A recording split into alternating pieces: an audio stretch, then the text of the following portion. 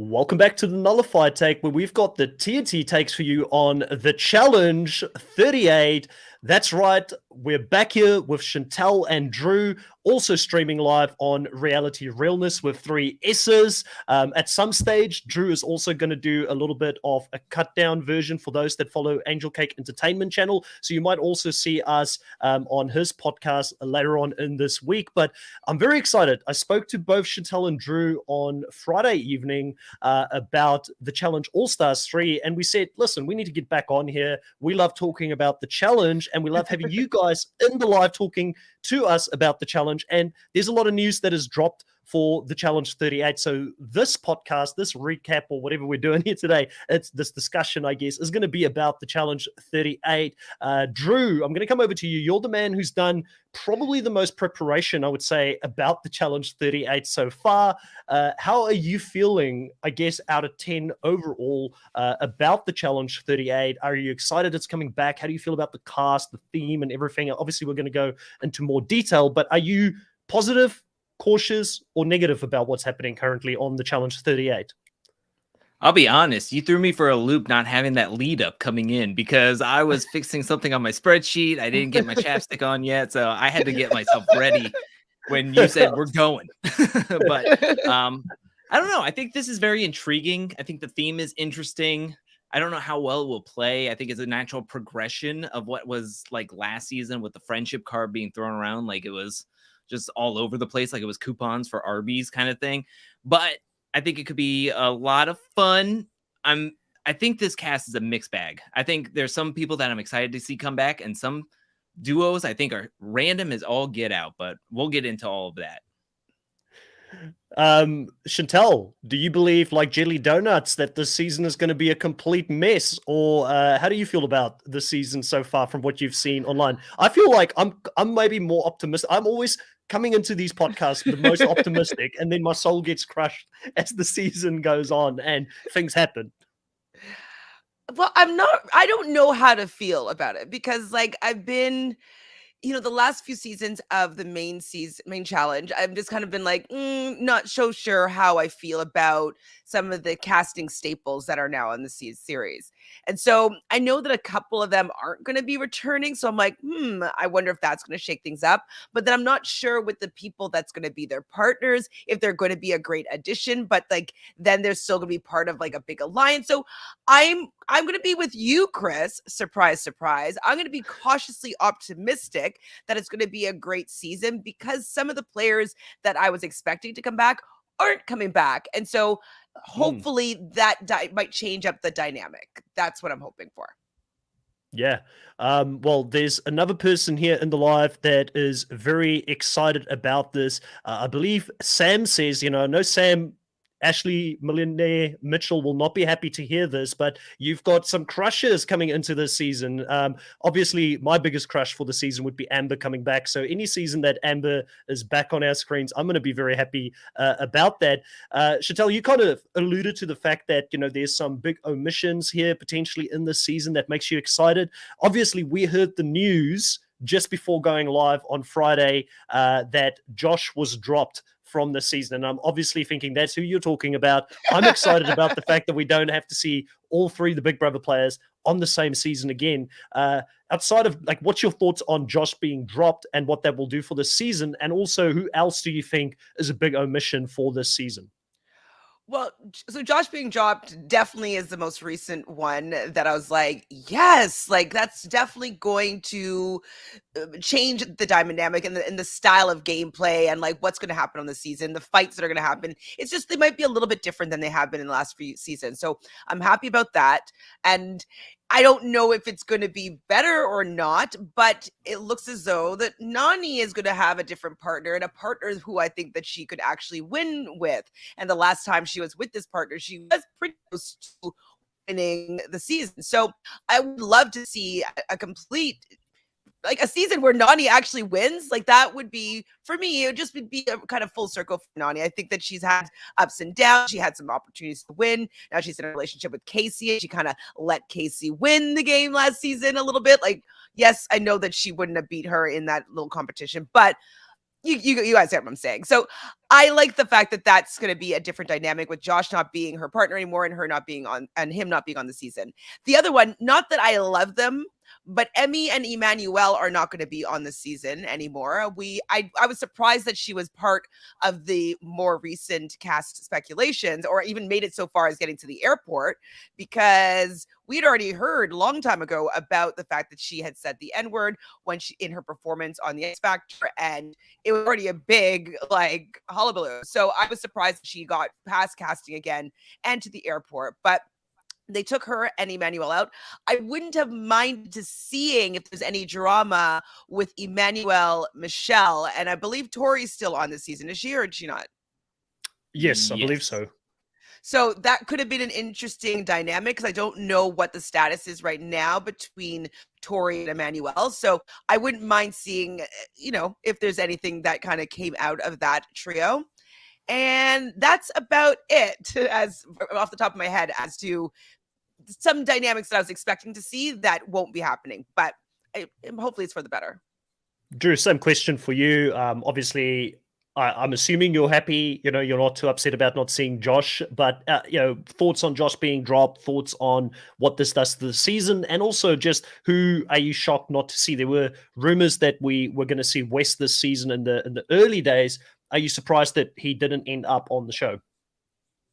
I mean, I'll be honest. The way casting has screwed with our minds by casting Josh over and over and over again, I was more convincing myself that we hadn't heard his partner yet than thinking he couldn't be on the cast. Like, I just felt like he's always going to be on the cast. He was the first one to get his physical, I think, and he was the first one to head out to Argentina. I felt like he was the first one to be confirmed to be on this season. So I was like, well, it's a foregone conclusion. They just haven't said his partner. I'm surprised that we haven't heard about his partner. And then lo and behold, he gets dropped, and I do multiple celebration dances by that. But I think what came down to it is who production feels like they need for this season to have more viewers and to have that the compelling for the audience to watch every single week. Because when we think about Josh, the two people that I think come into my mind when I think of Ride or Die are Casey and Nani. And I think that's what production was kind of going towards. But I think Casey really stood by and was like, I really want my brother to be my partner. So production wasn't going to push that away from her. And then without CT, and now we know that there is no Wes, it's kind of like Bananas is the big vet name that is coming back onto the show. And he doesn't really have anybody on the season besides Nani to be his ride or die best friend. So if it became a push or shove between do we need Bananas on the show or Josh on the show, it's just a no-brainer to production that we need CT, and we can do without Josh for at least one season. Maybe this will be a continuing trend, and maybe we get a few more seasons away from Josh. But yeah, I think that was their thought process. And I do think that it is shocking that Wes, who seemed to be really trolling everyone, including all the T accounts, really putting it out there I could be going off to Argentina, see you in a couple hours, I think he said on Nani's Instagram post. And then all of a sudden it came out that he wasn't going. And then he put out on his Twitter King Troll. So it's interesting that didn't happen. I think everybody wanted to see what Wes and Bananas relationship would have been, or what their friendship would look like coming on to do a show like this. So missed opportunity there, but Wes is over in All Stars, and Bananas gets to play in Challenge 38. And I think this is a big reason why Bananas wasn't on All Stars. I think he was originally supposed to be on All Stars, and then with this looming 38, CT maybe wasn't picking up the phone for MTV for a while, and they were like, well, you can either play on All Stars or you can get probably double the money and play for Challenge 38. And he was like, I'll go get my plane ticket now, make it first class, and I'll go train for 38, and I'll see you there. Yeah, well, it is the return of the king in a lot of ways. I mean, the guy has won more challenges than anybody else out there. I think It is pretty much between him and CT for greatest of all time. Different people will say different things depending on who they like more between the two of them. But I think that Johnny Bananas would have looked at this and thought, what sort of scenario can I step back into the ring and set myself up best to do really well this season coming back, because he's got a reputation to uphold. Not that, I mean, he had a couple of seasons where things didn't go his way, but I really feel like he wouldn't want to waste this time coming out unless he thought he had a legitimate shot. And being partnered, obviously, with Nani, that's what we're assuming is going to happen this season, that they're going to be partnered with their ride or die. If that is the case and he is connected to her, that's going to set him up extremely well, because we've seen Josh being taken out of this cast. But, I'm optimistic about the season as a whole, but where I am pessimistic is about the alliance that is going to run this game, because you still have the same people that ran last season. They're all still in this game. You've got Tori, you've got Devin, you've got Casey, you've got Fessy. There's going to be a big contingent of that group, I think, pairing up together to try and dominate this season to a certain degree. But for someone like Johnny Bananas, he doesn't care so much about what we want to see in regards to a shake-up in the power structure. He just wants to go back and win money. And if I look at him, he chose the perfect season, in my opinion, to come back and try and win another title. So, we haven't done our preseason casting yet, but I'm sure Johnny Bananas is going to feature somewhere high for a lot of us when we start looking at this, because I feel like he's set up well. If he gets to a final, he's got a very, very good shot at winning it. I mean, the guy is very successful, and we don't know what they're going to do in the final just because they're pairs throughout the season. I mean, the challenge is loose with their themes. They could break them up in the final, and Johnny Bananas may not even be anchored by Nani into that final. He might run that as an individual. Chantal, what do you think of Johnny Bananas finally deciding to, put the boots back on, lace them back up, and getting himself back into the ring here? Are you excited about this? Because I feel like if we didn't have Bananas, Wes, or CT, we would have, from an entertainment value, we would have missed something this season.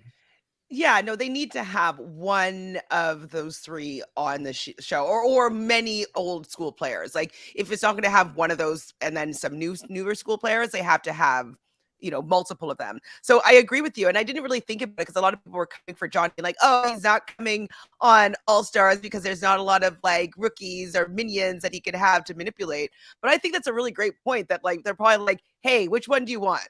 Do you want to do this, or do you want to do this?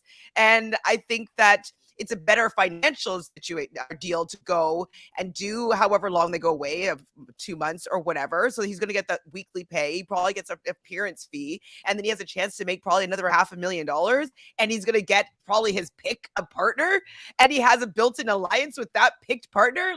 I definitely think it's a no-brainer that he's going to choose season 38, where he doesn't actually have to play that hard. I think you'd have a much harder chance of winning All Stars, just because there's a lot of heavy hitters on there, and people wouldn't be afraid of taking a shot at him. So I think that he definitely made a financial decision, and I'm happy that he's going to be there. If I have to choose between him or Josh, I'm choosing Johnny Bananas to come back in the season. I know a lot of people don't particularly like him, but I don't know, other than CT and Wes, who could carry the season, who could be on this season other than those three. So I'm happy that he's here, because I don't think that it will be an enjoyable season if none of those three people were on the show. Yeah, 100%. Sam here is asking us to talk about Laurel next. And obviously, Okay. Laurel is someone as well who have not been on this show for a while now, and is seen as one of the greatest female competitors that we've ever seen on the show. Drew, I'm going to come over to you first here. What do you think of Laurel stepping back into the game right now? Where does she sit within this house? Does she have connections, and does her status as a legitimate veteran of this game, does that help her here in the early days as she comes in? And also her partner, I guess, coming into this game. Do you know much about Laurel's partner, if they are going to be in? Because I don't even know if it's confirmed yet that they're definitely going to be partnered up or not, but I'm assuming that is what's going to happen. Yeah, so Laurel is coming back after the last time we saw her, which was the Challenge 34 War of the Worlds 2. And she was definitely in the side of the house that was against Kara. So she was with the Johnny Bananas, she was with the Jordan, she was with the Nani, the Leroys, and even Josh. I mean, I'm sure she would like to have seen Josh on this show because they were best friends. They helped throw Wes into the elimination against Bear and get him out. So I think Laurel is coming in a good position. One, she is a vet. Two, she has those bonds. The last time she played, like I mentioned, was with Bananas and Nani. And we were talking about Nani kind of being the nucleus of this whole cast. So she has connections with pretty much every single player in this game, if it's not a rookie team that we know of. And Laurel's also a huge physical threat. I mean, her reputation precedes her. She has a resume.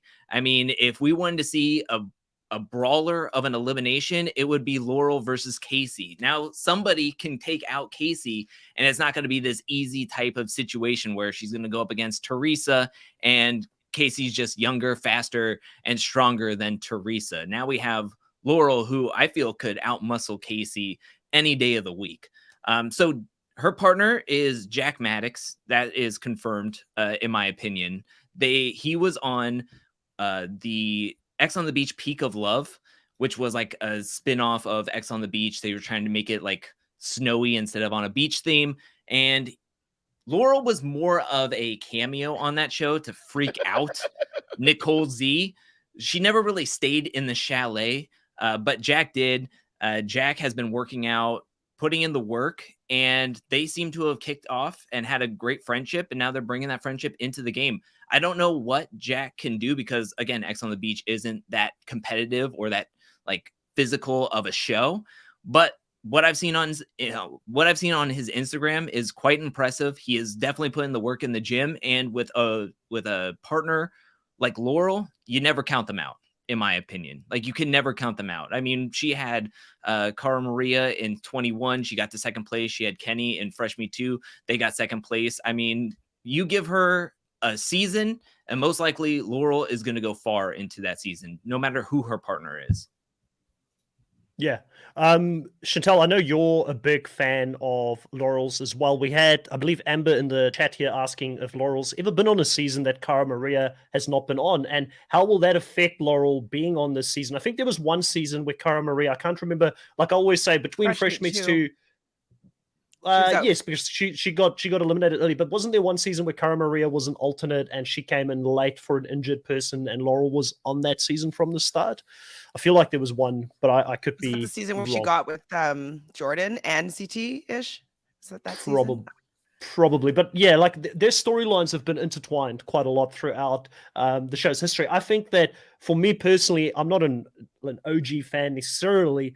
I'm kind of a little bit over the whole beef between them. Like, I'm okay to see Laurel personally come in the season without her and have a different storyline develop around Laurel. So I'm not too upset about the fact that that's not the case here. But Chantel, what do you think of Laurel coming back? Are you excited about this? Is this up there for you with the Bananas? Actually hilarious though that you don't care for like the storyline of Laurel and Cara Maria, but like it's Cara Maria that's the problem with the storyline. It's always about like Cara Maria. I disagree with you on that one, by the way. I feel like Laurel was a bully to Cara Maria for most of that time. Remember, me and you've got very different views on that, but I'm over the storyline between the two of them. Yeah, I mean, I don't care about the storyline for sure, but yeah, I definitely, I think that Laurel at one point was kind of a friend to Cara Maria, and they did kind of fix the relationship and fix things, but they just didn't end up working out in the end.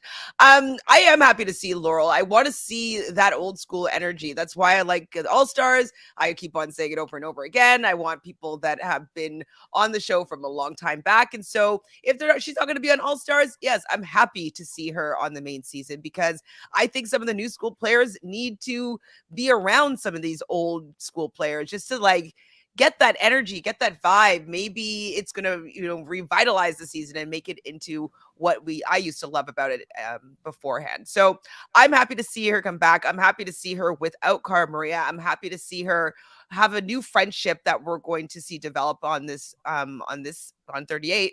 And so, yeah, like you're not a biggest fan of her, but I'm happy to see her back. And I'd rather see her back more than a lot of people that get the phone call. I do respect. I just want to make sure you understand this. I do respect Laurel. I just think between the two of them, I've always had Kara's back more than Laurel's. But it doesn't mean that you don't need to be. If you're one person, you completely write the other one off. I'm excited to still see her come back and to see specifically because in the era that Laurel was on the show, she was physically probably the most dominant. But a lot of the females in the game now are bigger athletes, so I want to actually see how she does against some of the newer school competitors that are on the show. Can she stack up? We saw her go out against Ninja in that In elimination an that she last error, did. though. Yeah, but it's still like she tried to create a hole where there wasn't a hole. It's pretty straightforward, on that specific elimination. And again, like I said, I want to see, is that a fluke? Can she come back? Can she redeem herself? I think that she's going to come back hungry to redeem herself in any case because of that. She's not going to But come back to be terrible. That's for sure. yeah, So she definitely has a big ego, and she does like to when she lost that one, she was really. I think it was Vicky talking about seeing her face when she was taunting Ninja, and going at taunting Ninja and then being DQ'd is pretty bad. And so I don't think that she would come back to want to look bad again. So I'm expecting her to make it to the final. I definitely. yeah, No, you don't Adrian, think I so? think Oh, what? No, the comment. She Oh, wasn't on okay. Gauntlet. yeah. But yeah, I remember there being some early stages of that. But anyways, we don't want to make this whole podcast another debate about Laurel and Cara I do want to Maria. say that I'm go for excited it. to see Laurel's notebook come back. That's what I'm very excited to see. She's going to make lists. She's checking it twice. She's going to move up her own power rankings in the game, and I'm ready for it. I want to talk about someone I'm actually really excited to see come back here, Drew. And I know you're going to be excited to see this man come back. Holly's not and coming play. I mean, back. no. But I mean, this is Paulie's ride or die, but Paulie's not on the season. It's going to be Turbo making another appearance here on the challenge. I mean, there was a lot of speculation, I think, after he got removed that season, that he wanted to assault Jordan and the security couldn't hold him back. And they're like, no, listen, we can't control this situation. We're going to have to remove him from the game. And people thought he was banned, Drew, after that, and that he would never be back on the show. Are you surprised that he has come back here this season? And how do you feel about seeing the return of one of the most dominant rookies we ever saw on the show, in my opinion? Because it was no fluke, and it wasn't an easy final that he won in War of the Worlds 1 when he participated in that season. Yeah, I'm excited. I'm excited to see Turbo back. I think I'm more shocked that he's not paired up with Nani, and that he's paired up with somebody completely different than who I thought he was going to be paired up with. Because Nani and him, throughout their both seasons that they played together, just seemed like they were super connected. Then somebody told me that they both stopped following each other on Instagram. So maybe they aren't as ride or die as they are nowadays. But I'm so happy to see Turbo back. He was dominant. He's physical. He was good at puzzles. I'm ready to see him. The only thing that worries me about Turbo is his partner and if they can work together to get farther into the game, because as we know from years of watching paired seasons, it all comes down to who you're partnered up with and how you work with each other. Because so many times people have said that I didn't win this season or go far this season because of my partner. And his partner is going to be his girlfriend, Tamara. When you look her up, so many people are saying that she cheated on her boyfriend to get on the show and to be with Turbo, which is very spicy. Also, we heard, if anybody has heard, they had to go into a second quarantine because of positive COVID tests, and it's alleged that she had a phony vaccination card that she brought in. And so that's all I've heard. That could be alleged, but that's what I've heard from her about her. But that's all I know about her. And I think she's some type of model or something like that. So, I mean, she's gorgeous, but can she keep up with the pace of the game and be a very strong partner for Turbo? I think Turbo is the best of two people. He could be a two people by himself, but it all comes down to your partner. And we saw like in eliminations, like Devon and Bear versus Leroy and Shailene, you can be strong on your own, but then you have to have that other person like helping you, dragging that that sleigh with sandbags all the way back to their side and vice versa. So we'll see. But I have all the faith in the world that Turbo can get all the way to the end and win again if need be.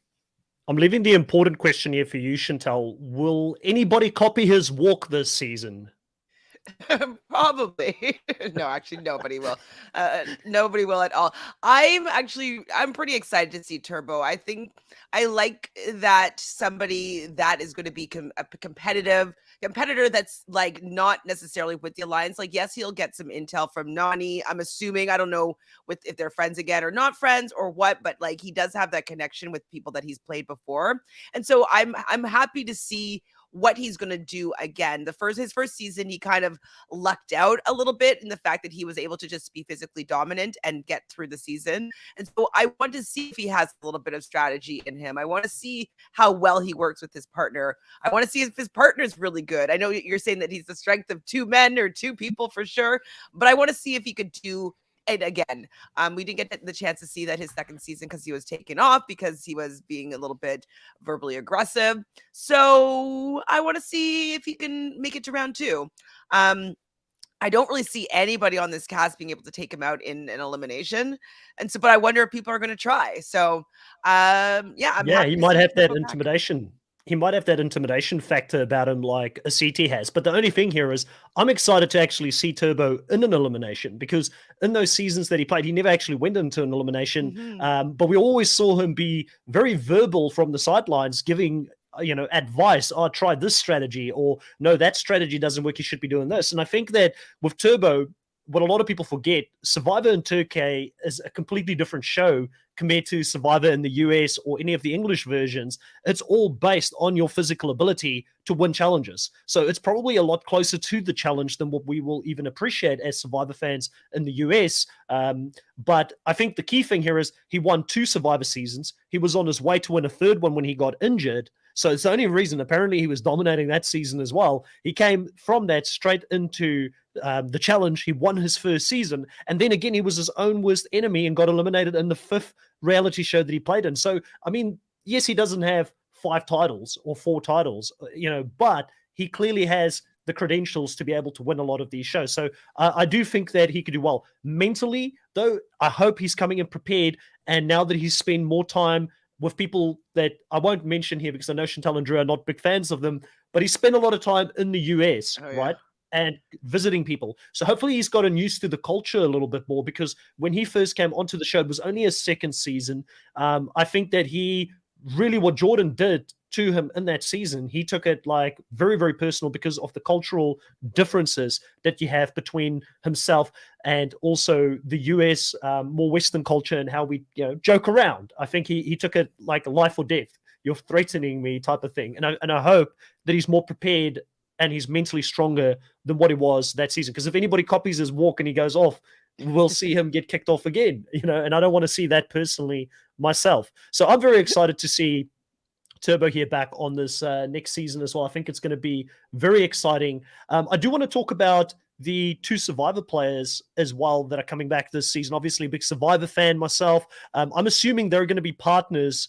Chantal, would you agree that most likely we'll see Jay and Michelle as ride or dies? There's been rumors in the past that Jay and Michelle have actually dated or that they had something going on outside as well. So they might be a little bit more than your normal ride or die. And it looks like I'm giving you some tea that you weren't aware of. But yeah, apparently there was some stuff going on behind the scenes. But that's when I need more details. So this was prior. This was prior to her and Wendell. So just to give you a timeline, this was way back. Well, I guess the only people that I've heard is maybe she was with Dean for a little bit. So maybe like that could have happened and I didn't know about it, but I would think that I would have heard about it. I've always wanted to see them on the same season just because I do feel like the Survivor players just need a few more people on at the same time so that they can maybe do something to shake the game up. So that's why I kind of wish that they weren't together as partners because then they can kind of spread out their numbers a little bit. But I am definitely happy that they're going to be at least working together and both being on the season because I do like them both. I was worried that Jay wouldn't come back on the season because a few years ago, he said the N-word in a song, recounting a song. So worried that he wasn't going to come back, but if he is coming back, I'm happy to see him come back. I like the fight in him. I like that he enjoys playing the game. I like that he has a lightness to his gameplay. He's still strategic. He still tries hard. He's still good at certain things. So I think that they could be a really good duo, depending on how they kind of integrate with the other alliances and people on the season. But I'm happy to see her. And if they have dated, I need to know this tea. I hope they talk about it. Yeah, well, they're very good friends still. They're still very good friends. They're on good terms. So clearly, whatever, I don't know if it was officially dating or they were just kicking it, but there was something there that happened apparently. I also see here in the chat that Natalie is saying that Jay is dating Annalise. That's news to me. I did not know that whatsoever. But Drew, going over to you, what do you think of both Michelle and Jay, I guess, coming back this season, and also them being able to pair up here in this season? Do you like this pair of, I guess, Michelle and Jay coming into the season? I like to see Michelle and Jay back onto the challenge, as I want to see more Survivor players make it onto the show. I, though, think that they are going to be on the wrong side of the numbers, as per usual. One, they're Survivor players. Two, they're paired up together. And when we take a look at who Jay is connected with, I mean, if it's not Jay and Michelle, I feel like it would be Jay and Annalise, because Annalise and him have been training together for a long time now. If you go to their Instagrams, they've been rock climbing together, doing the Spartan races together. Like, they've been spending a ton of time with each other. However, there's another person on here that is 100% with Annalise, who could not be paired up with anybody else on this cast. So for me, it's going to definitely be Jay and Michelle partnered up together. And when you take a look at who Jay has been hanging out with, he's been hanging out with Nelson. But when I look at Nelson and who he could be connected to, it doesn't look that good. I mean, he's connected to Fessy, but we've seen Fessy turn on his friends with a drop of a hat if it means it could get him farther into the game. So I don't think they're going to be as well connected, especially Michelle being the only other rookie from last season going to be on this show. So I worry for them. I think that they can be a very strong team. I think they will be strong strategically and in missions or challenges. I'm sorry, the last season still is in my brain calling them missions. Ugh. But I worry for them. I worry for them size wise. I worry for them numbers wise, and I hope that they can make it far. But when we take a look at who's in the numbers and who's at the core, and that's Nani and Bananas. Probably Bananas isn't a huge fan of Jay. He's not a huge fan of Nelson, since Nelson and Bananas have been kind of like bashing heads for the last like however long that they've been on the shows together. So I think that they're going to have a uphill battle, but there's no doubt in my mind that they could win eliminations against certain teams on this cast, and that they could be a dark horse, and they could be able to jump to that next level and make it hopefully halfway to deeper into the game.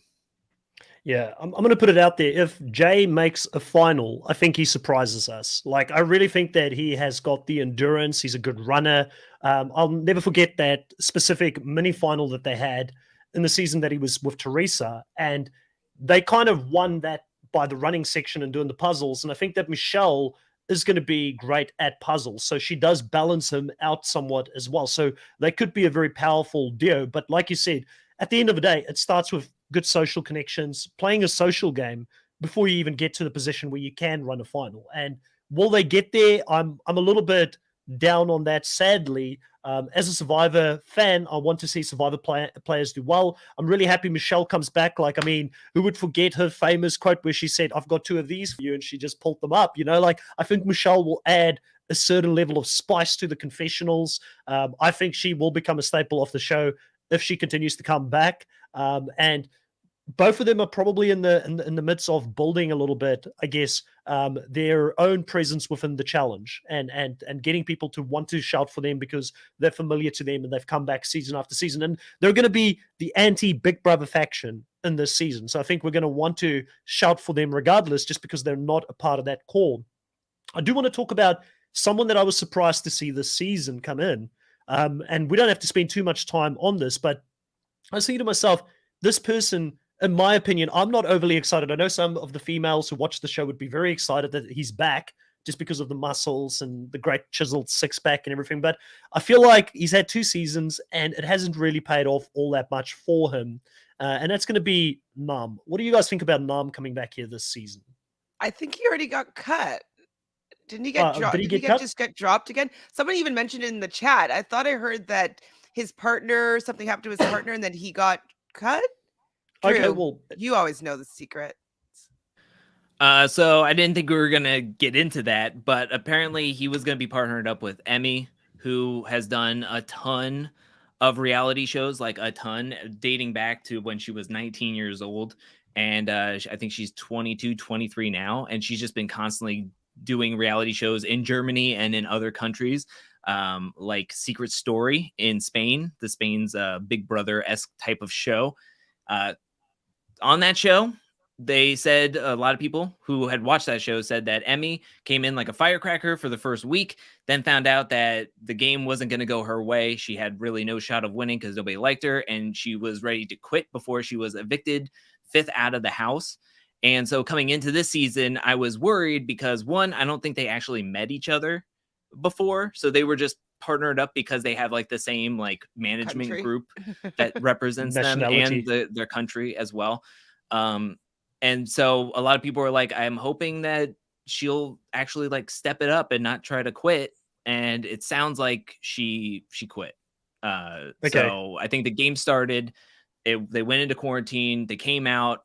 I think they did like a mission, and she was just like, I'm not into this. And so she pulled out. And because they sent all the alternates home, and really it wouldn't make a whole lot of sense, they decided to just send him home. So bad luck. Nam is not meant for the challenge, completely. it seems. Like, I don't think so. Really has had bad luck, and I think you'd have to maybe take it as maybe this isn't the path for you, because he's just had a lot of things that have been out of his control fully to be taking him out of the game. Firstly, to injury, nextly with COVID, and now with a partner that allows him to be DQ'd. So it's really unfortunate, because I do want to see his chiseled body, guys. Don't worry in the chat. We can still talk about Nam, how cute he is, and how we'd love to see him have a little showmance with somebody other than Lolo Jones. But it's not going to happen. And at this point, I don't know if I need to see him try to get on the next season. So this might be our farewell to Nam. But he's very handsome. What? This would have been the season for Nam to participate in, because there were 4 people from Germany on this cast. So, he would have actually had some fellow countrymen and women out there. So I feel like if there was ever a season for him to do okay being the veteran, and I put that in air quotations because he's not much of a veteran, I've got no problems with Nam. It's just bland personality. We've got enough bland personalities for me at the moment on the show. I don't need another one to be added. I'm going to talk about probably the blandest of bland personalities next, but this person is a reigning champion. We've got Casey coming back this season as well. What do you guys think about Casey and her chances to go back to back? And do you like the fact that she's going to be playing with her brother? Sometimes when you've got family out there doing a show, like, for instance, The Amazing Race is notorious for it. You go with family members, you fight with them. There's sibling rivalries. Battle of the Bloodlines was a great season. I enjoyed seeing family members on the challenge as well. And that brings a little bit of extra spice out of people when your blood is out there playing this game as well. Do you think that this will bring a little bit more entertainment out of Casey, and we will get a different side to her? And also, now that she's finally won a season, does this allow for her to play a little bit more loose because she's got one in the bag? Chantal, what do you think about Casey here? I mean, I'm not the biggest fan of Casey just because I find her to be boring, but I am wondering, with having her brother with her, if we're going to see more personality, we're going to see more of who she's comfortable with and what she's like when she's comfortable. She's going to want to protect her brother. I don't know if he's older or younger, but regardless, she's going to want to make sure that he does okay, make sure that people are treating him well, make sure that he has a good experience on the show. And so hopefully, with having someone there that is unfamiliar with that type of world, I think it will bring something out in her that would at least be entertaining. At least she will be doing something a little bit actively. And if that means that she's going to end up getting to the end, I don't think she's going to get to the end and win again, but I'm going to enjoy her journey a little bit more with her brother being there than it just being Fessy and Josh and Nani just running the show. I think I'm more interested in seeing her and her dynamic with her brother. So I'm okay with this. Drew. You want to see how she does in the house when she's comfortable. You don't get as comfortable as last season when she did absolutely nothing. She didn't have to worry about going to a single I meant elimination, like and she made it comfortable all as the like way to fun. the end. So yeah, she's gonna be real comfortable kicking her feet up and not doing anything. I mean, I'm not excited. I don't think she's gonna play loose. I don't think she knows how to play loose. I think the most we're gonna see of her is talking to her brother, but that's it. Like, we got the whole thing of her and Nani's relationship blossoming last season. We're probably not gonna get that this season, and we're gonna get this family dynamic, but who knows how much we're gonna see of that, because if the apple falls close to the tree with He's gonna Casey, be like, they're gonna be two of the same people and kind of just chilling out, not doing but anything. We're not gonna see them until we have to hear somebody narrate what's happening when we come back from a commercial break. So in this challenge, we had to get a ball from this angle to this angle, and we have to see who's gonna make it out first. Get out of here. okay, but what if some jealousy stirs up with Nani being paired up with Bananas? Because if you remember one season when she was kind of flirting with, I think it was Chase from The Bachelorette, and he was like, and she was like sitting on Bananas' lap, and he was like already treating her like she's his girlfriend, and he didn't really like seeing her flirting with Bananas, and she's like, he's my best friend, like I love him. But they have dated, they have slept together, and I believe that Casey is Nani's first female like lesbian relationship. So I'm wondering if maybe that will come into play, maybe having some jealousy or some friction with Nani spending a lot of time with Bananas. So that could be interesting. Amber here asks, is she close to Annalise or Tommy? That dynamic will be interesting to see too.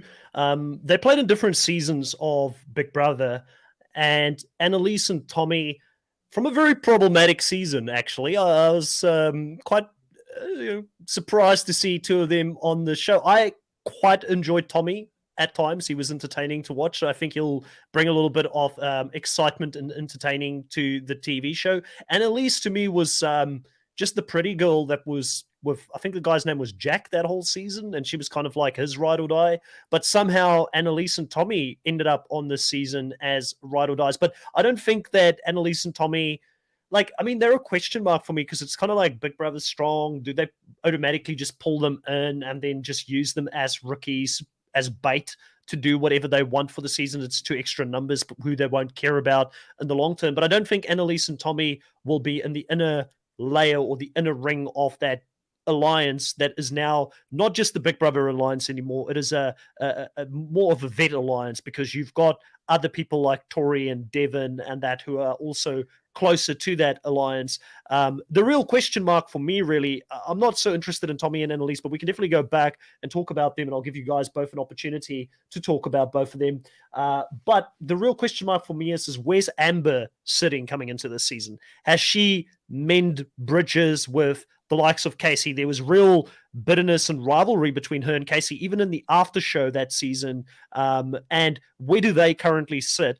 And does Amber, like, will she just do what she can for that safety? She'll run to that alliance and stick with them, or will she just be enemy number one? Because I feel like she does not fully fit in to the Big Brother Vet Alliance, and there are a lot of people who really don't care for Amber on Big Brother. There was a lot of calling her fake last season. Chantel, what do you think that dynamic will look like coming into this season? I know you're kind of 50-50 on Amber. I feel like you kind of lean towards not liking her so much last season, where myself and Drew, obviously, you balance us out because we were both pro Amber. But, where do you think she sits coming into this? And are you excited to at least to have one person in there that could potentially be against the likes of Casey and the rest of those people in the house?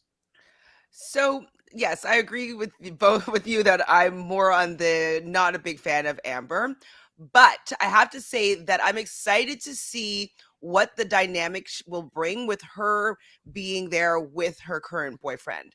I like the fact that she's going to have someone that she trusts completely, that looks like he's going to be super fit, that they might be a dynamic duo that can gain some power. I think that if they have some power, she might be able to figure out how she can go up against the Caseys of it all. I do not think that she's going to work with the Big Brother people that have burned her in the past. I think she's learned her lesson. And if Amber decides to pull in, the Michelle and Jay, and pull in maybe the other Big Brother people that are maybe not on the outsides, or like they're new to the game, and be like, no, we have to go against these people, blah, blah, blah. Like, if she builds the opposite faction, I would be an Amber stan.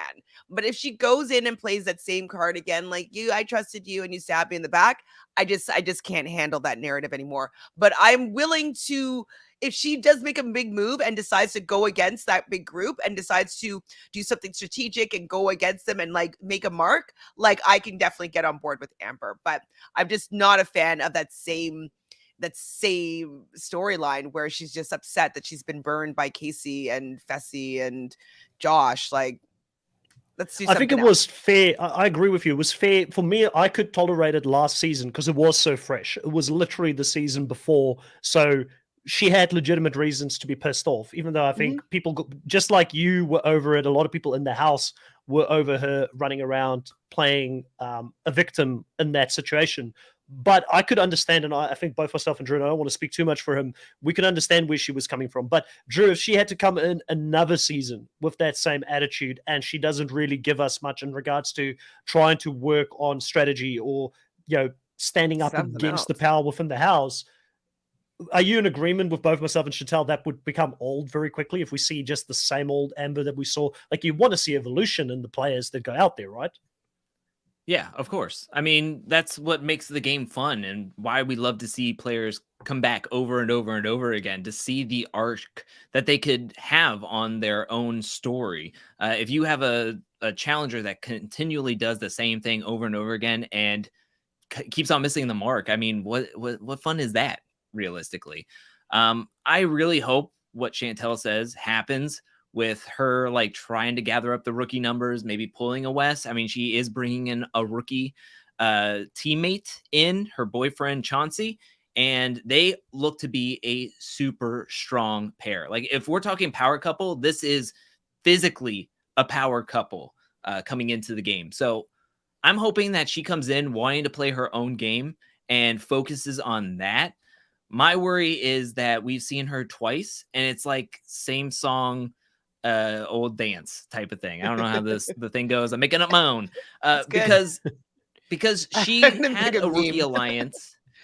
She had a rookie alliance on season 36, and then they quickly did not like her and wanted to get away from her, and then come into season 37 where it was a ton of rookies, and she didn't get along with much of anybody on that season. So it's going to be interesting to see if her social game can go further, and maybe she worked on that. Maybe she wants to align with other people. I have a sad feeling inside me that it could just be just repeating, wash, rinse, repeat. And she comes into the game, she's like, it's us against the world, and she has that mentality. Everybody can feel that mentality on her, and could be looked at and wanted to be taken out again. I just want to see more strategy from her, and I think it would do her a huge advantage to gather up the rookie numbers. I just don't know if she'll have that social game, or if Casey's just going to sink her teeth into all the social ties because everybody just loves Casey because she's just like, cool, she's chill. great. She doesn't do anything. So why not just chill out with her, kind of thing. But one thing too, though, just before you say something, I was just going to say to Chris, I'm not suggesting Jack. Oh, Chris. Yeah, so Chris in the live stream here, I'm not suggesting Jack should be back on our screen. I apologize that I even mentioned Jack's name on this podcast. That's not what I try to say with my comment there. No, what I was going to say, though, is one thing I'm hoping, though. So we didn't see like Amber have somebody that she could vent to that didn't find her already frustrating. You know, every time person that she was talking to about like what was going on and how she was feeling, they didn't want to hear it. So it will be nice that she has somebody that she can turn to if some things like that come up. That would be her boyfriend, who hopefully would be able to allow her to speak her piece and maybe be a voice of reason. Maybe he will be the person that's going to be able to mend her relationships with some of these people. Maybe he's going to be the bridge to these rookies. And so I'm hoping that her boyfriend is going to be the social help that Amber needs in her game, and also the outlet that she'll have in, or if she has any of the frictions coming in with her previous relationship. So I'm putting a lot of weight on her boyfriend, being like, can you make this girl have a good game? But if he can, I can get on the Amber train. So, and he can carry any weight, by the way. He can carry any weight because and he can carry my weight because he's very good looking. Yeah, no, he's big. Yeah, he's big. Patricia agrees with you, Chantal. If that were to happen and Amber were to go against Casey Fessy and that Big Brother alliance, she'd be a fan too. And I think that, you know, if Amber did any research, and I don't think a lot of these players actually take note of fan perception as much as they probably should, or maybe they shouldn't. I don't know. It might influence the way that they play the game. But in Amber's case, you know, it would be good for her to go, even if she was out third this season, but she made a massive run at this Big Brother alliance. I think her popularity would skyrocket so much that she would become a player that the fans would get behind, and they would like riot to say, we want Amber on every single season. She's got a backbone. She's willing to fight against the power structure. People will get behind her, even if she goes early. But I feel like these days, a lot of these new school players are so scared, and they play for placement because if they're there a week or two longer, I think I've heard rumors they get paid the longer they're on the show. So they just want to get deep to get a paycheck. They don't really care about making a good TV show. They don't care about becoming a new legend of the show. And I'm saying this as someone who's probably the biggest new school fan out of the three of us, because it still frustrates me. You want to have people on there that play to win the game. So I'm really fearful that won't happen. I also wanted to have a quick look here at Sandy's comment saying, I still cannot believe the production is casting Big Brother rookies for the MTV show when the CBS challenge exists. And I think that, in my opinion, it's probably a clear sign that they looked at the challenge CBS and they thought this may not be a thing next year or the year after. Like, we're going to continue to actually add people into the show, into the main show that we want to keep going. Or it's them just covering all of their bases with having these players come in. One of the ones that was very interesting for me before we got even onto the podcast is that Davon was rumored to also be in the running for this season. She was going to be paired up with Derek F from the last Big Brother season, and she pulled out, which meant that he got pulled out. And we've been hearing for the longest time that production wants him on the show. Mind blown, and I can completely understand why Davon didn't want to be on the show, because she would have been a sitting duck being, paired with that anchor in the game. Yeah, I'm surprised that they would put those two together. And I heard a lot of rumors that people were getting asked who they could call people to be like, hey, do you want to be my partner on this season? And they could recommend people for this Ride or Die season. So I would assume that they would have called Davon, and Davon would be able to maybe choose a person that she'd want to work with. So do you think that, like you're saying, that she wouldn't have chosen Josh? So would you say that Josh got the phone call first and he was like, I want my partner to be Davon? Like, how did that go down? I feel like both of them could pick other people that would have been better Ride or Dies for her, or people that they would want as their number Derek. one pick. You said Josh, but you mean Derek. I don't know who. It was Derek Fraser that she was rumored to be paired with, and she was like, "I'm out. I'm not doing this." I heard Josh is, maybe I'm making that up. You're right, Derek Fraser, 100%. But I don't think I would want to be Derek Fraser's partner. So why did Derek Fraser get the option to pick Davon? Well, he's been rumored, I think, for a while now to be on the show. So it sounds like production wants him on the show. I don't know why. I've got no understanding as to why they want him on the show. Like Chris here says that they did a public service for all of us not coming onto the season. And I agree with that. I mean, it's sad not to, like, I know that you that have watched her recent show haven't been too big of a fan of Day, but in the challenge realm, I've really enjoyed Day, and I feel like she brings a lot of entertainment to the show. So I was interested in seeing her come back, and I'm happy that at least she was entertaining it, because that means that in the future it may still happen. Like we can always hope that next season or the season after that day is someone that gets asked again. I don't know if there's much more we wanted to talk about. Drew, if you had any thoughts on the whole day thing. I mean, obviously she didn't actually end up being on the show, but also just Big Brother players in general still being selected, I guess, for the main show. So I heard from Gamer Vev's tweets that she pulled out for a different reason, not necessarily that it was because she was going to be paired up with Derek F. I know that once Day kind of said, I'm not going to do the season, everybody was like rushing out to like attack Derek F online because they all wanted to see Davon back on the challenge. And he even put out a tweet saying like, stop with the death threats. I wanted to be on the show. It didn't happen. And so everybody was going out there going like, they had her reasons, her own personal reasons. It wasn't because she was going to be partnered up with Derek F. Now, this is another basis of why I feel like MTV really needs to like go through these themes and really lock in some tight pairings, because this was a pairing I heard that she was over at Derek F's house for like a rap party or a CBS party or something. And it happened one time. And then I guess that's enough to be considered ride or die. So I was going to be very excited to see Davon on the show. I just don't think that they were necessarily ride or die as some of these other pairings. But we've seen this in Rivals where it's like you have CT and Wes, CT and Adam King paired up together and they have legit beef. And then you have Bananas and Frank, who were never on a season together. They just had some spouts on Twitter. So we're going to get those types of pairings. Yeah. Not much more to add from my end there. Let's talk about someone that personally I'm kind of not that excited to see them on the show anymore, but I feel like you guys might be still excited to see her on the show, and it's Anissa coming back here for another season. No, I'm just kidding. Like Chantal, Anissa, what does she still have left to give at this point? Well, I don't know if she has anything super excited for you, Chris, but I think that Anissa does know some of the same things that Wes knows and Bananas knows, and even to a certain extent, Nani knows about the fact that they're on a TV show. And I think that she might do that instead and be like, oh, wait, let me make good TV so that they want to bring me back, because I'm not necessarily going to be the person that's going to get to the end and win. So I'm putting it out there that Anissa might be the gatherer of the rookies and create a big opposition or something, to do something a little bit different, because she's not going to have physicality on her side. So she's going to have to get numbers on her side. And I don't know if she will be always expendable to the alliance. It's probably going to be the Big Brother and Bananas like alliance. So hopefully she'll see that, know that, and be like, you know what? I'm going to do something completely different than I usually do. Let me go against this power group, build my own other group. Maybe that would be pulling in Amber B, like, oh, look, you're on the outside, but she'd be super strong. Maybe she'd have some power.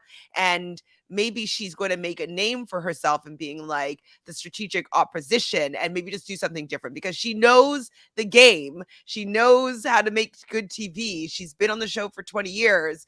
Like, I think she might, I'm hoping, she might come with a new attitude and a new strategic direction. So that's my thoughts about Anissa. But if she does it the same thing, like nobody thinks I can do well and nobody gives me a chance, like exactly. I can't have that at all. So it's kind of like, Amber, this is an audition for you. This is not like you're working. It's not like you've been working for a corporate job in the 80s for 30 years and you get the golden Rolex at the end to say, hey, slap on the back, well done, you've been with us for that long. You need to earn that win if you're out there. And that's what I'm fearful of. I'm fearful of that poor me attitude. They just don't give me the opportunity to get in the final or, to win this thing. I just want to win one of these things. I'm owed a win by now. I don't want that. I do agree she's entertaining to watch, but I feel personally like Anissa, for me now, she's so out of her depth when it comes to the level of competition she is going up against, that I would much rather see her in a legitimate OG season or see her transition to All-Stars permanently, even though All-Stars have become something different recently, where there's a lot of younger competitors that are participating in it as well. Drew, thoughts on Anissa? It looked like you were kind of in agreement with me. You're kind of a bit over it at this stage. To me, if I don't think we're going to see much different than what we've seen the past few seasons. She might make it far because of her social ties, but when push comes to shove and people are going into elimination, she's going to be the one being called out, especially if she has a partner who is a rookie, and she's going to be called out for the elimination because people are scared to go up against some of the heavier hitters that are left in this game, or some of the more physically adept players that are still in this game. So I think that if she gets far on her social ties, her cues from Tori. But when push comes to shove and the game is needing to where you have to call out a friend or an acquaintance or somebody that you even like, you're going to do it to make it farther than them. And that's how I see Anissa going. Either she's going to get, she at this point, it's either you're going to get hurt during a challenge or you're going to get called out 5th, 4th in line heading to a final, and then you're going to get called out and lose. So that's how I see it going. Yeah. Well, let's Who's talk your about partner? Anissa's friend. Let's talk about her friend, Tori. There's a few people here saying that she's on this show to help Tori out a little bit here. I don't think Tori, I think Tori's in a position now with Devin. I'm assuming her and Devin are going to be ride or dies this season, but I do feel like Chantal, do you disagree? Does she No, have a I was different just, partner? I thought you were gonna pull up who Anissa's partner was, but I was just trying to think of who. Sorry. Yeah, we can go back. We can go back straight after this to Anissa's partner. Apologies for skipping over it.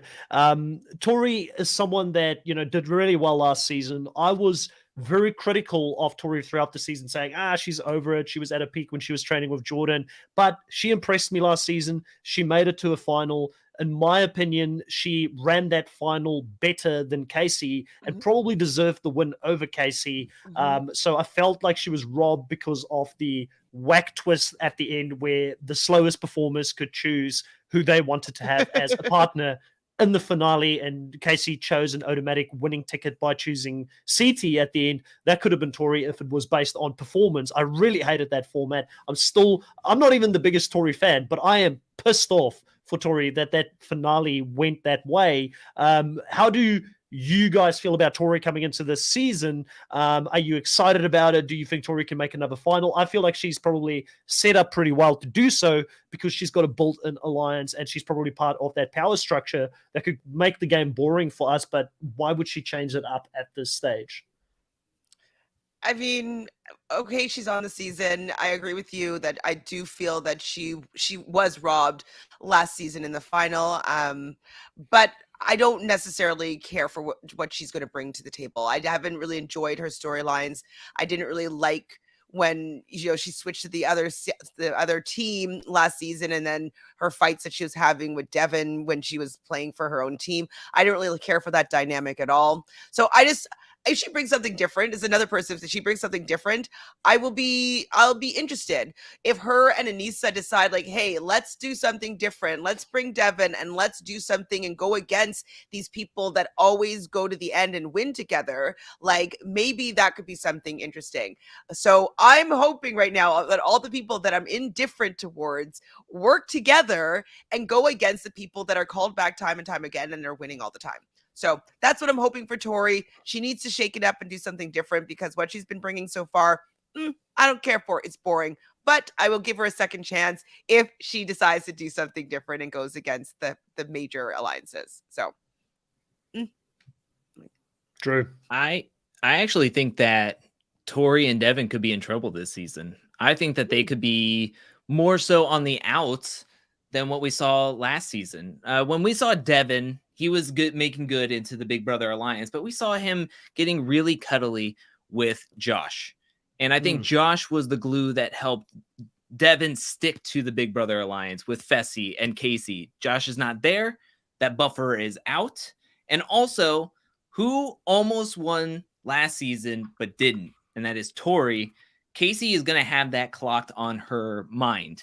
And also, if Devin doesn't come in with a good standings with bananas, then it's going to spell bad news for both of them. So I could see them actually being on the outs this season compared to what was going on last season, where it was everybody band together. CT is here to tell everybody to just be friends. All the vets be friends. Well, guess what? Bananas isn't going to say, let's all be friends. He's going to say, let's all be friends until I stab you in the back. And put a whole big target on your back, and then you get out of my way as I make it to the finals type of thing. So my actual thing is that I think Tori and Devin are going to be in trouble this season. And I could see them being on the outside alliance and not being able to do much past that. I think they have experience on their side, especially being in the finals last season, getting third and then getting second. But I do think that that's going to play a big factor in Nani's mind, Casey's mind. Tori was really strong. Devin got third place. Devin is always going to stir the pot when Bananas is there.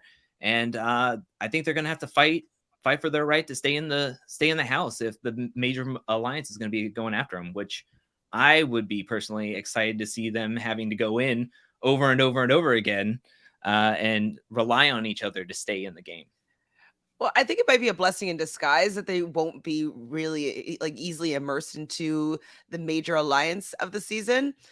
We know that Devin is also strategic. So if he's going to be going against Bananas, most likely, like then maybe what I'm hoping for will happen. He'll be like, we have to go against him. Let's get the people that, you know what I mean? Like, I think he could gather those numbers. And so having strategic Devin not being able to assimilate into the main alliance because of the fact that Bananas is back on the season and will probably be included in that, I think it could be good.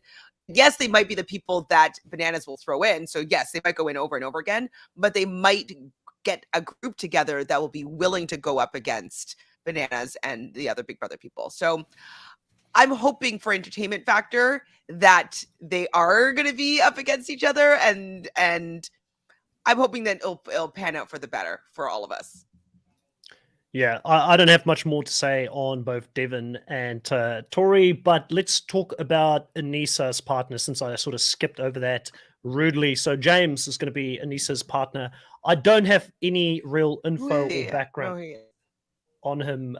Drew, you might be the person who's the most prepared. I'm hoping to have some info for us on James and what to expect coming into this season. They're best friends. That's legit. All I know. There's no reality show. I didn't find anything on his past. I've seen him in maybe her posts, actually. Yeah.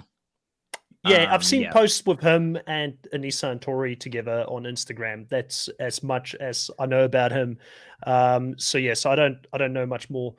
I see some people saying things about James in the life that may be spoilerish. I'm not too sure. So, but we won't go into that on the show if it's not official. Yeah, I was gonna say if you wanted to bring that up or not. So I did see something about that. Yeah, so let's not talk about anything spoilerish, I guess, at this point, just in case people are actually listening to this and want to stay spoiler free, and we actually don't want to know too much either. It's actually getting to that point now where I think we'll have to pre-record our cast, fantasy cast. We should maybe do an impromptu one right now. Impromptu one right now. Let's just go for a 4-hour stream and just do a fantasy. While we talk, I'll get the spreadsheet set up. Now give us a week and we'll prepare and get something going, just so we can make sure we don't know more than what we should.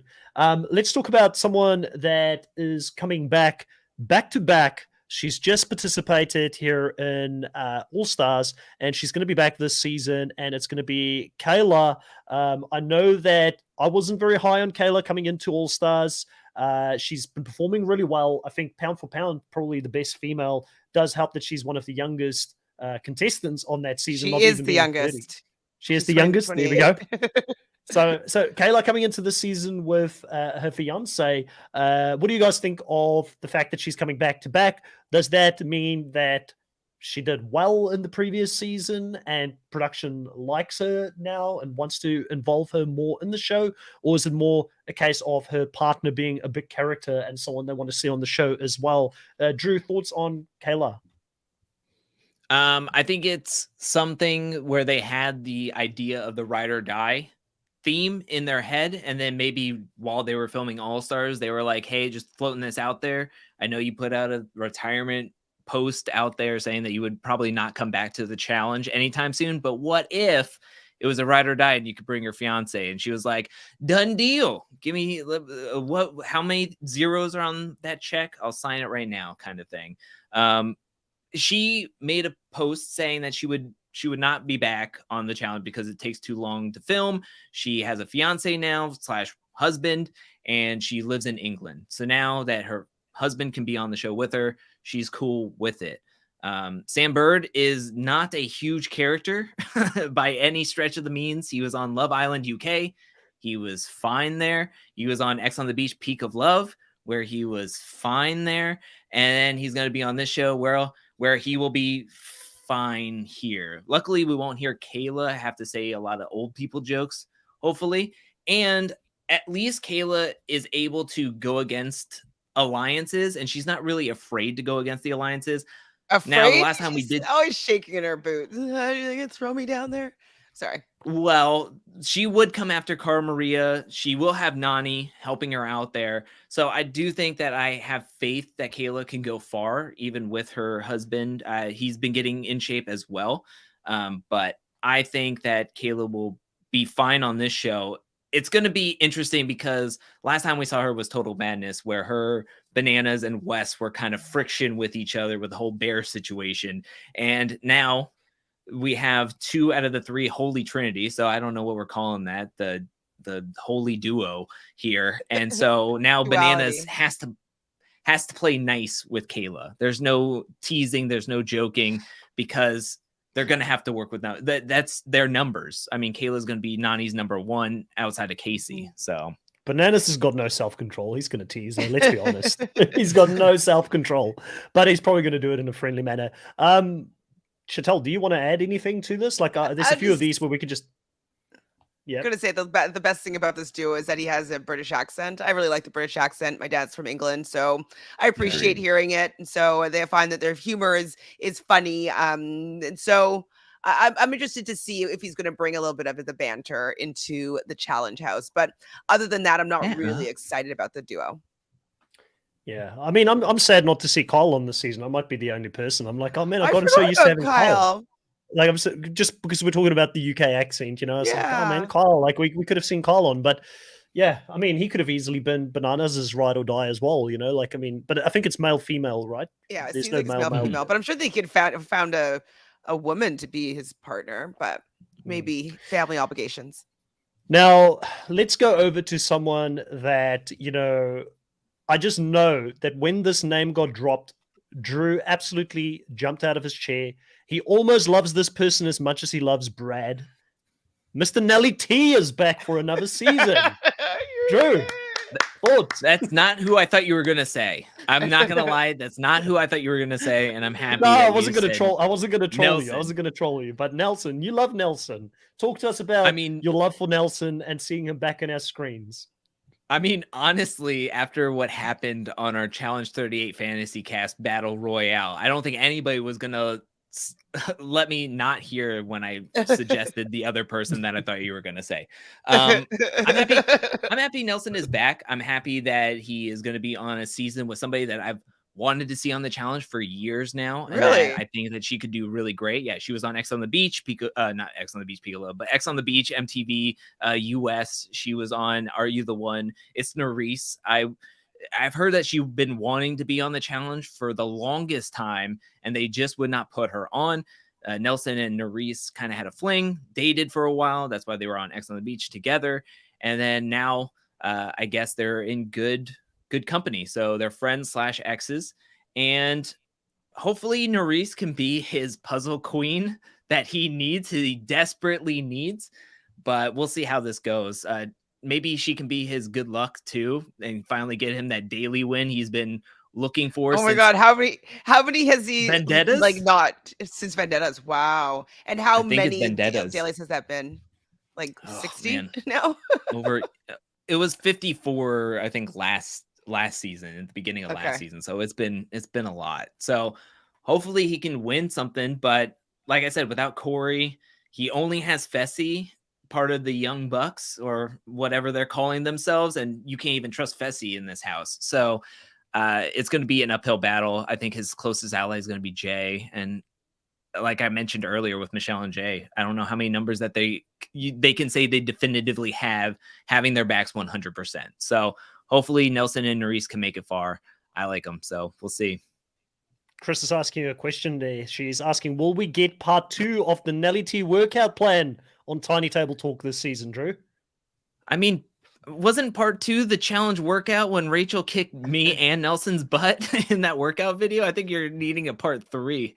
But hey, if he does another workout regime, I'll be right there with him. Yeah. Chantel, thoughts on Nelly T having him back? We know you're very 50-50. I feel like you lean towards not liking Nelly T, to be honest, that much. Well, the reason why I'm not the biggest fan of Nelly T is because of how he sometimes treats the women in this house and how he talks about them or to them and the fights that he gets. I don't appreciate that. But sometimes he redeems himself and then he's kind of funny or silly in his confessionals. So that's kind of why I'm always going back and forth on Nelly. I don't care for him to really get that win because he's in shape, but he doesn't exercise any other parts of himself that he would need to win this game. So if Norris is a challenge beast and really helps him be able to get the strategic part of these challenges and maybe get a couple of daily wins and maybe get some power, like I love seeing people change and grow and my opinions about them completely change and grow. There's a lot of people that I didn't like at one point and that they were able to start doing things and they changed their personalities basically and like evolved into a new person and now I enjoy them. So I would love to have that for Nelson, but he kind of comes back in as same old. So right now he's still same old to me. I'm wondering which woman other than maybe his partner that he might get in some sort of altercation with. But if that doesn't happen and he kind of changes tune, I could be down with him. But he's just another one of the people in this game this season that I don't care that much for, but I'm willing to have an open mind that they can shift my perspective if they do something different than they always do. Yeah, I hear you on that. I don't like some of the things that he does sometimes and how he acts around women. And sometimes he's got this charming personality with his jokes. And I've said before, he reminds me of Johnny Bravo. You guys both didn't know who that was. But just the comedy that he brings out, like I do enjoy that side of him a little bit. And, I agree with you. He needs to work on other things. If I'm going to be critical on someone like Anissa, because she keeps complaining she can't win the show and she doesn't work on the physicality side of things, then I have to be just as critical on Nelly T for not, reading a book every now and again, completing some little puzzles online or, taking some Instagram photos with him playing chess in the park. I need to be, looking at that and saying, hey, like, Nelly, you need to be out there, doing the hard work to actually go out and win one of these shows. But I am excited still to see him on. I do think that his personality is unique and that it is something that we need. We don't just need a bunch of game bots or strategic thinkers or boring and bland personalities. So from that side, I think he's got a place in the the season and that he will bring something different to it. I don't know much about. He won't be there with Corey because I think that sometimes it's better for these duos to be there on their own, so they have to form new relationships and they can't rely on the fact that they have each other. I don't know if he's going to work that well with Fessy because he's learned that Fessy is a little bit two-faced. So maybe this will be an opportunity for him to change up his game a little bit, and I'm willing to watch that. So hopefully he'll do that. Well, we've gone an hour and 16 minutes into this podcast before we had to bring this person up here on our screen. So let's talk about Fessy, since you just name dropped him there as well, Chantel. I know you're probably jumping outside of your seat. You're so excited to see Fessy back for another season. Tell us, what do you think we can expect from Fessy this season? And, can he go from a zero to hero? Is there a road for him to change the perception of people out there about him? Or do you think that just the legacy he has, there is just no way he can't do anything to change that? I don't know if he can. I'm curious to see how well he'll work with his partner. I don't know who she is, but she seems to be quite fit. I don't know if I want him to be like a dominant duo because I don't think that he is the best person when he's in a strong position. And I would like him to be humbled a little bit. And I would like him to, he says that he's grown and he realizes that, he was showing with Esther last season that he was appreciative of her as a partner, and he seemingly was being supportive, and that he recognized in his past season that he wasn't treating his partners that well. So I would like to see more of that, but I don't want him to be in a dynamic duo, because him with power, his ego gets too big, and I really can't stand him. So I would like to still see if that growth arc is happening, but I don't want him to be winning all the time, because I can't stand Fessy winning and being really, really proud of himself. No. So I don't love Fessy. There's not a lot of love for Fessy here in the live chat either. Drew You can go talked early. to us about in general, but that's definitely the feedback we're getting. Drew, talk to us about Fessy. Is he going to be your number one draft pick? Is there? I just tell us your strategy.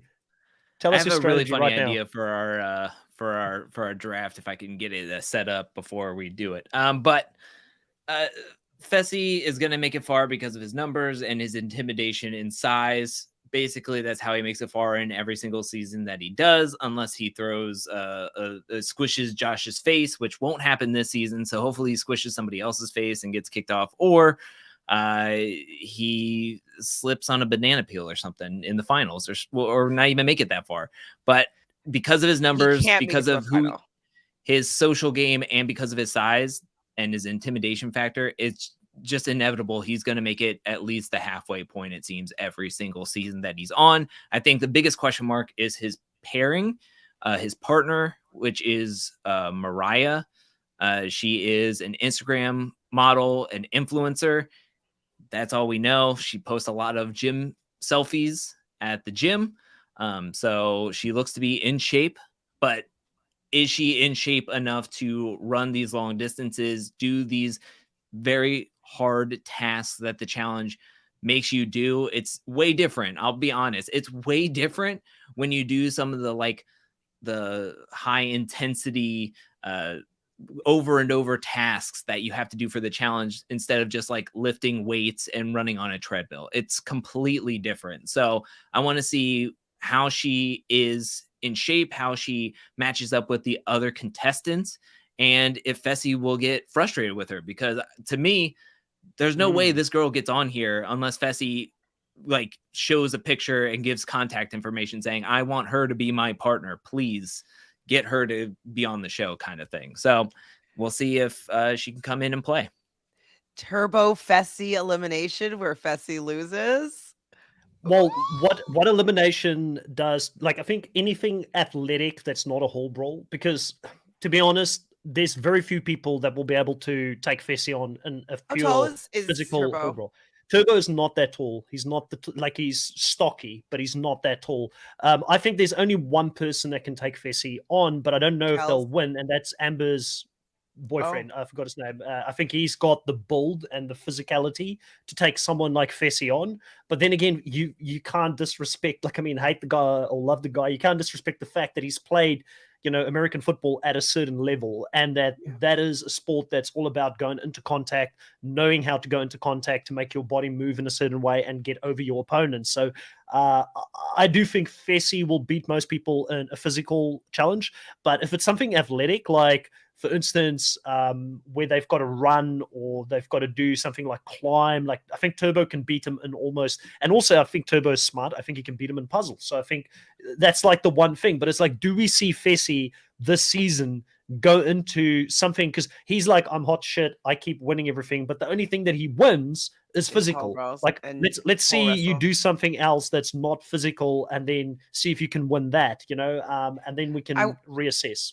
I wouldn't mind seeing him in the one that Emmanuel and Logan did, where they had to like jump over that thing and hit the bell and go back and forth. I want to see him do something like that, where you have to be agile, and you have to be fast, and you have to be strong, and you have to have endurance. Like, or do you remember that one that Darrell and Corey did in, I believe, Double Agents, where they had the rope and they had to run through the poles and then get to the other side and hit the opposing side? He might be fast, though. because he's I don't think he tall. beats Turbo in a race. Like, I mean, Turbo's got the bull, like he's got that runner physique, you know. His beady bone build. Yeah, I think so. I think he's, and again, I could be wrong. Like, I mean, Fessy could surprise us in that, but I wouldn't want to see. I mean, I'll give respect to him physically. I think there's very few people this season that physically will be able to take him on. Can you drop the name of his partner again? We'll just get a picture of her up as well, Drew. It's Mariah, Moriah. I don't know her last name. I don't have it up right now. Okay, yeah, I got it right here. Okay, but we don't know much about her at this stage, right? All I know is she's an Instagram model and influencer. That's all we get. That's all the context. We don't really know of any reality shows she's ever been on. So this is completely from Fessy. He either knows her or knew somebody that said that she would do it. She's fit. And maybe he was like, and I'm single. Let's do this thing. Like maybe try to like chain her up to him and like have this like Stockholm syndrome and maybe like, oh, well, since he's my partner. Yeah. Well, I think that, you know, knowing Fessy, he's going to want to have someone with, like you said, athletic ability partner up with him. So he's got a chance at actually winning the show. So I'm sure she's got some capabilities that we may or may not be aware of. I feel like we've gone through a lot of the main sort of players that are going to be in this season. Is there someone that I have missed that you guys really want to talk about in more depth, or should we start looking at some wider topics? For instance, one of the topics I wanted to jump into, if you guys are happy for us to proceed, is the theme itself. What do you guys think? Is there anybody else you wanted to talk about, or can we jump into some wider topics and also some questions from the live stream? Did we get it? We got everybody, I think. Right? We got everybody but the rookie teams. But the rookie teams, is there anybody in the rookie teams that Drew stands out for you? Anybody that you're excited to see come in? Okay, let's have a chat about that. Yes, the one team that I think the most capable out of the rookie teams is Olivia from Love Island season 3 and her partner Horatio. For those who don't know who Horatio is, Horatio Gutierrez, he comes from a show. Oh my gosh, I knew I was going to forget this stinking show's name. But when you watch the show, it's a mirror image of Survivor Turkey Challenges. It's like a Ninja Warrior meets like CrossFit meets you're running and swimming and doing like throwing beanbags to knock over blocks on a table, and you're going up against one-on-one with the person. And you're doing this over and over and over again. He's super fit. He does a ton of Spartan races, death races, as you can see on his shirt right here. I mean, he is fit. He is fast. And he has a good understanding or a good with all the Love Island people. Like he's seen on Instagram hanging out with Johnny Middlebrooks, or Johnny Lee, as he's known on Instagram. So they are very well connected with each other. And to me, when I watch his highlights from his show, I think it's called Exalton on Telemundo or a similar station. It reminded me of when I looked up Turbo for the first time. And he was doing all of his Survivor Turkey challenges. I mean, it's almost like 1-for-1. So I think he's going to be the rookie who is most going to be like acclimated to the challenge and the tasks that are going to be called upon him.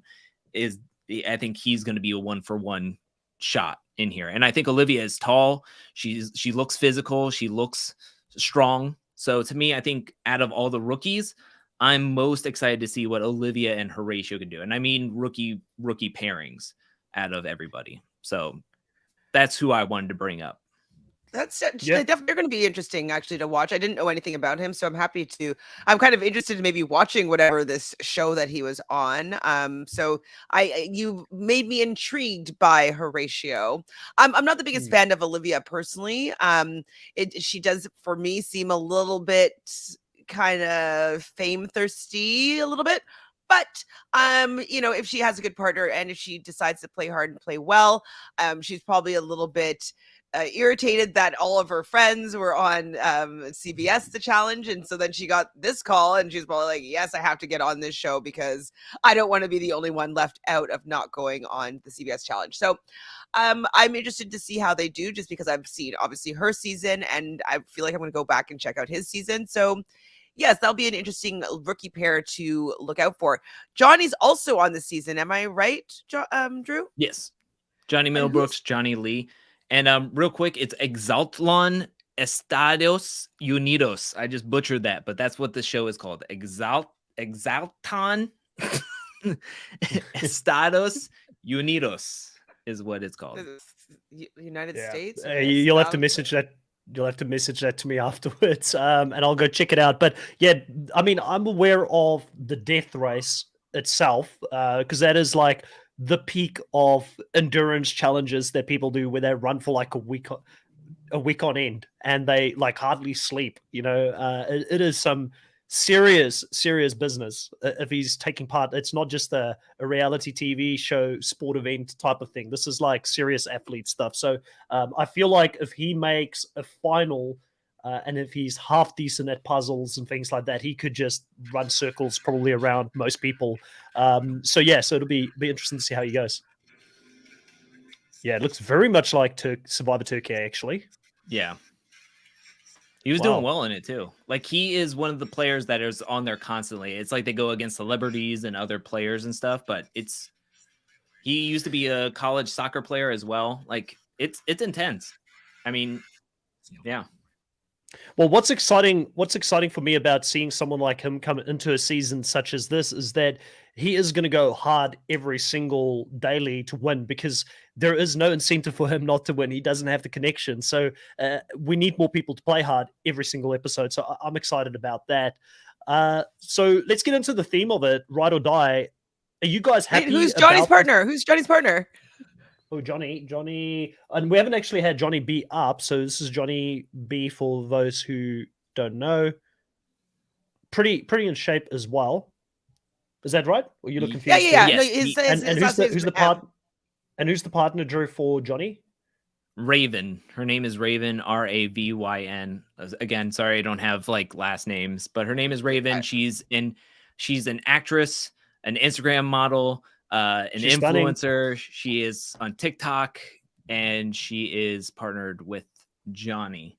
Both are in great shape. She looks to have a personality. If she's in shows, and actress, and has a good following on TikTok, I think she has a good personality at least. And I know Johnny can be messy if left to his own devices. The only worry is that they are a rookie team, and Johnny is one of the smaller fellas inside the house. I will say, like on his Love Island season, he was one of the shorter castmates, so I feel like he could be like looked at as, I want to go up against Johnny, even though he is very physical and he could run really fast. I think that it's going to be one of those things where if I could get him in a pole wrestle or a hall brawl, I would like to go against him, like AKA Fessy. If he had his choice and saw a hall brawl, he would probably say, I want to go against the smallest guy. Jay. Well, if Jay was already taken out, he would say Johnny. All right. Anybody else here from the rookies that we have not spoken about that I don't you guys know want who else is on, who's left in the rookies, so I guess that means I think Colleen Schneider is one of the ones that I still see. I think Schneider, Colleen. I don't know if you know anything about her, Drew, at all. No clue. Yeah, she was on The Mole, Germany recently, and she was the titular character of The Mole. So she did not win the series because everybody knew she was the mole by the end of the show. But maybe she can bring that sly lying with her onto the show, and maybe it'll help her get far into the season. Do we know anything about a potential partner for her? Yes, I believe her partner is going to be Kim Trunka or Trenka. He was on Prince Charming Germany, which is like a Bachelor type of show, except it's for gay men. And he was Prince Charming looking for his Prince Charming. And he found his Prince Charming, and they were still together by the time they filmed the finale, the first time in the show's history that the two partners stayed together up until the show's reunion show. But then when you look him up, there's a ton of cheating allegations happening with Kim. So he could be messy as well coming onto the show. All right. I don't have a picture of him at this point. He's got really long hair. I know that. He's gorgeous. He's gorgeous. Ooh. He looks like a Thor Action almost. figure? He is beautiful. Are you sweating, Drew? I mean, just a little bit. Drew, you've done an amazing job. I agree with Dolores in really researching a lot of these people that we don't know and that have not been on, Western United States or, any TV shows that I've seen. So good job on that. Well done. Thank you. Thank you Thank- for thank helping me you. through here because I'm like, blah, blah, blah, blah, I There's a don't few people like remember. myself and Chantel are like completely in the dark. We're lost about it. All Is right. that it? That's everybody though, right? Third time. Let's go to theme. Annalise and Tommy, but we kind of know what to expect from them. Yeah. I will say that the only thing I kind of wished, kind of what Chantel, I have to know where I'm pointing my hands, but I kind of wish. Speaking of, sorry, Chantel before you say that, I don't know if you noticed, but you can actually do mirror now when you log in, and so that you won't be confused anymore. So, Oh, just wow. saying. Really?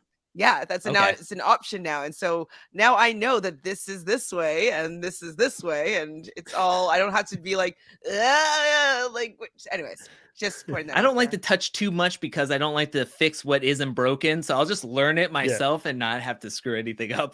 But I will say I wish they did what Chantel had said earlier when we talked way so long ago about Jay and Michelle. I wish they would have split them up, and I wish we would have gotten like a Nam and Michelle redo from Challenge 37 and then had Jay and Annalise together. And then we could have split up the Big Brother numbers. Maybe they would have been protected a little bit more. And Nam would have had a for sure partner that would want to stay in the game and win than what we kind of previously had. Nothing against Tommy or anything, but I just feel like I would have rather have seen Annalise and Jay, who I know are very, very close with each other. Whereas I think Annalise and Tommy have hung out with each other. They were in some of the same alliances on Big Brother. But what does that really hold? Does that really hold any water or any weight when you say I was in the same alliance as somebody on Big Brother? Everybody's in like 50,000 alliances on Big Brother. Just talk to Enzo. He was in every single alliance, and anybody could be his ride or die compared to everybody that's on this season. So I wish they would have split it up, and I think Nam would have had a much fairer chance, in my opinion, coming into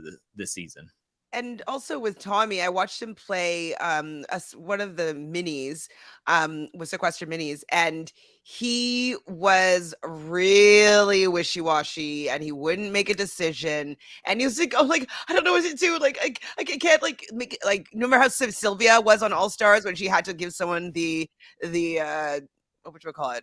Sabotage, like that kind of energy with everything and like not wanting to make a decision. So yes, I get it that he's probably going to want to play quite social and want everybody to like him. So I don't really have that much faith that Tommy's going to make any really cutthroat strategic decisions. I think that he's just going to try to like stay as long as he can and not make as many waves as possible, as little waves as possible. Before Chris tries to start this new topic again, I'm just gonna say for the fourth time, the truth is coming out here on this podcast. Everybody in the live stream now knows that I'm officially not the biggest Big Brother fan in this group, okay? Because I've been trying to skip, like Chris has asked me to skip over Annalise and Tommy into something else, but both Drew and Chantel keeps dragging us back to Big Brother because they love talking about Big Brother players coming into the season. The truth is out. We got to talk about everybody now. Yeah, my last question is, though, didn't I hear that Melissa was coming back on this season? Yes. Melissa. Early on, Melissa Reese. Oh, yes. She was supposedly going to be on this season, and her partner was supposed to be Brad. Was supposed to be her partner. Brad? Yep, Brad. Who knows why? They were on 2 seasons together, one vendettas where him and Kyle were going at each other, which means that Brad and Melissa wouldn't be paired up with each other or like each other on that season. And then on 32, Melissa was on that season for like 3 hours, and then she got kicked off. So I don't know where Kayla that would have happened. Yeah, I don't know where their relationship or ride or die would come in from, but Brad, I heard, pulled himself from the season. So he was ready to come on. They were supposed to come on. And then at the last minute, when I guess they were about to board the plane or getting ready to board that day, he just was like, I'm not doing it. So he pulled himself from the show, meaning Melissa was cut from the show. And I wonder if there's something else in the works for Brad. Maybe Maybe production called them up because kind of like what we saw with the Challenge USA and the Challenge All-Stars with Bananas dipping out of All-Stars, or some of the players from the Challenge USA can't be on the Challenge 38. Maybe there's a different challenge season, maybe another All-Stars they're kind of like trying to gear up for at some point. And Brad's like, I would rather do that because I know I can get farther in that season than over here, kind of thing. But we'll see. All right. Fifth time. We're going to get into it. The theme, Ride or Die. Guys. What do we know about it? Do you like this idea and that they're doing this right now? Like, for me personally, I'm happy that we're moving away from agents and spies and, you know, all these. I felt like the last couple of seasons have been monotonous, and it was almost like one just long saga of the same season. I know that there are still some of the same players on this season, but I'm happy that they're moving on to other themes outside of the spy double agent type of thing that we've been seeing play out on our screens for quite a bit now. How do you both feel about this as we start getting into some of the closing, more wider topics about the season? Chantel, what do you think of it? I like it. I want to try something new. I like one of the things I've been saying over and over again for the players is that I want to see some growth and something different and then do something differently. And so I'm gonna hold MTV to that standard as well. Like, okay, we've done the spies, lies, and allies, double agents. We've done those missions season after season for many, many episodes. And so let's try something different. And they didn't go back to something old. And so like we were all hoping that maybe they'd do like another Rivals or X's or whatnot. But I'm happy with them trying a new kind of little, you know, series mini franchise. And so maybe, you know, Ride or Die's season 1 is going to be pretty awesome and pretty epic. And maybe we'll see down the road a season 2. So I like that they're trying something new, something different. I want to see how it plays out. I want to see if there's going to be challenges that are going to relate to this theme. I want to see if they're going to like really use this theme in a way that we haven't seen yet before. So I'm cautiously optimistic, obviously, because MTV has been making some mistakes in my opinion with how they've been running each season. But I'm happy that they decided to put aside the missions and try something new. So I'm optimistic. Drew? So at first I was like, okay, that kind of makes sense. One thing I will say that I'm very happy about is that they already used allies in last season's title. So it can't be, so they can't use allies, and that drums up like ideas of more spy theme. Ride or Die sounds more like a motorcycle, more like an apocalypse of the Mad Max kind of thing. Ride or Die type of situation. So I hope they keep Ride or Die and they don't switch it up to something else and have to make TJ go into VO and say the new title over and over and over again. We just see the back of his head every time he has to say it. But I think it's interesting. The only worry I have is that friendship was such a huge theme last season and it really watered it down. With coming into a season like Ride or Dies, you wonder where is the drama going to be? Because at least with Rivals, when you're paired up with your rival or you're paired up with your ex, and there's that contention, there's a built-in drama that is going to happen with a lot of the pairs. And so will they work together? Will they not work together? With this, you kind of already know the pairs are going to work together. I guess it's just how are they going to get to the end type of situation. Like, is that going to be it? So my worry is, where is the inherent drama going to be coming from? Because right now I don't see any drama on the horizon, because there is some exes partnered up together, but they're Ride or Die. So they're going to have to work together. And so we know that they can work together. It's just, where is that inherent drama going to be coming Maybe from? they'll have to do something like voting in their people's partners. And so like, maybe it's going to be splitting them up and how people are being determined in eliminations and stuff like that. Like maybe one side will be voting people in. I don't know. I'm not sure. Actually, I haven't really conceptualized what I'm saying here, but maybe they're going to build something into the format that is going to create some tension where it's like, what do you do in voting in my partner or my Ride or Die, or, you know, or having to vote in your Ride or Die for something. I don't know. So maybe they'll play around with the format, but I'm cautiously optimistic that they'll give it a go. Yeah, Selena, you're right. Ride or Die is definitely something that's been used in Big Brother a lot over the years. So she's saying that it may be something that's come from the Big Brother side of things. But yeah, I'm similar to you guys. I'm a little bit worried about so many friends being on the same show again. That's why we kind of made a big thing about Amber hopefully being someone that will go against some of, instead of complaining or whining or groveling and going back to the likes of Casey and Fessy. Hopefully she goes up against that power structure. But I'm a little bit worried about that as well.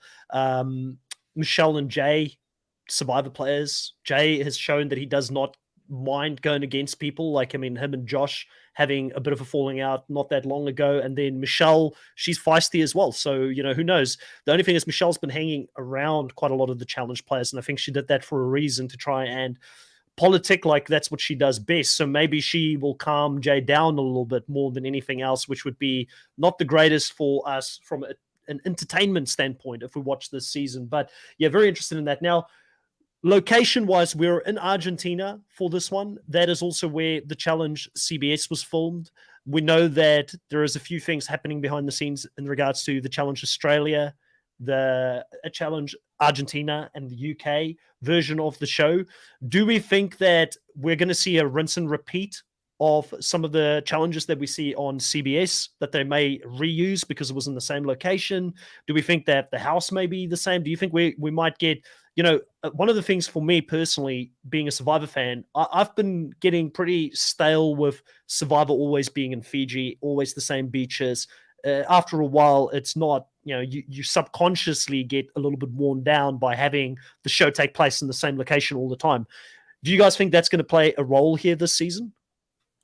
Or the I would following be couple of seasons? really unimpressed if they repeated the same challenges for MTV's season 38 with like CBS challenge. Like, I just, that would be so disappointing to me.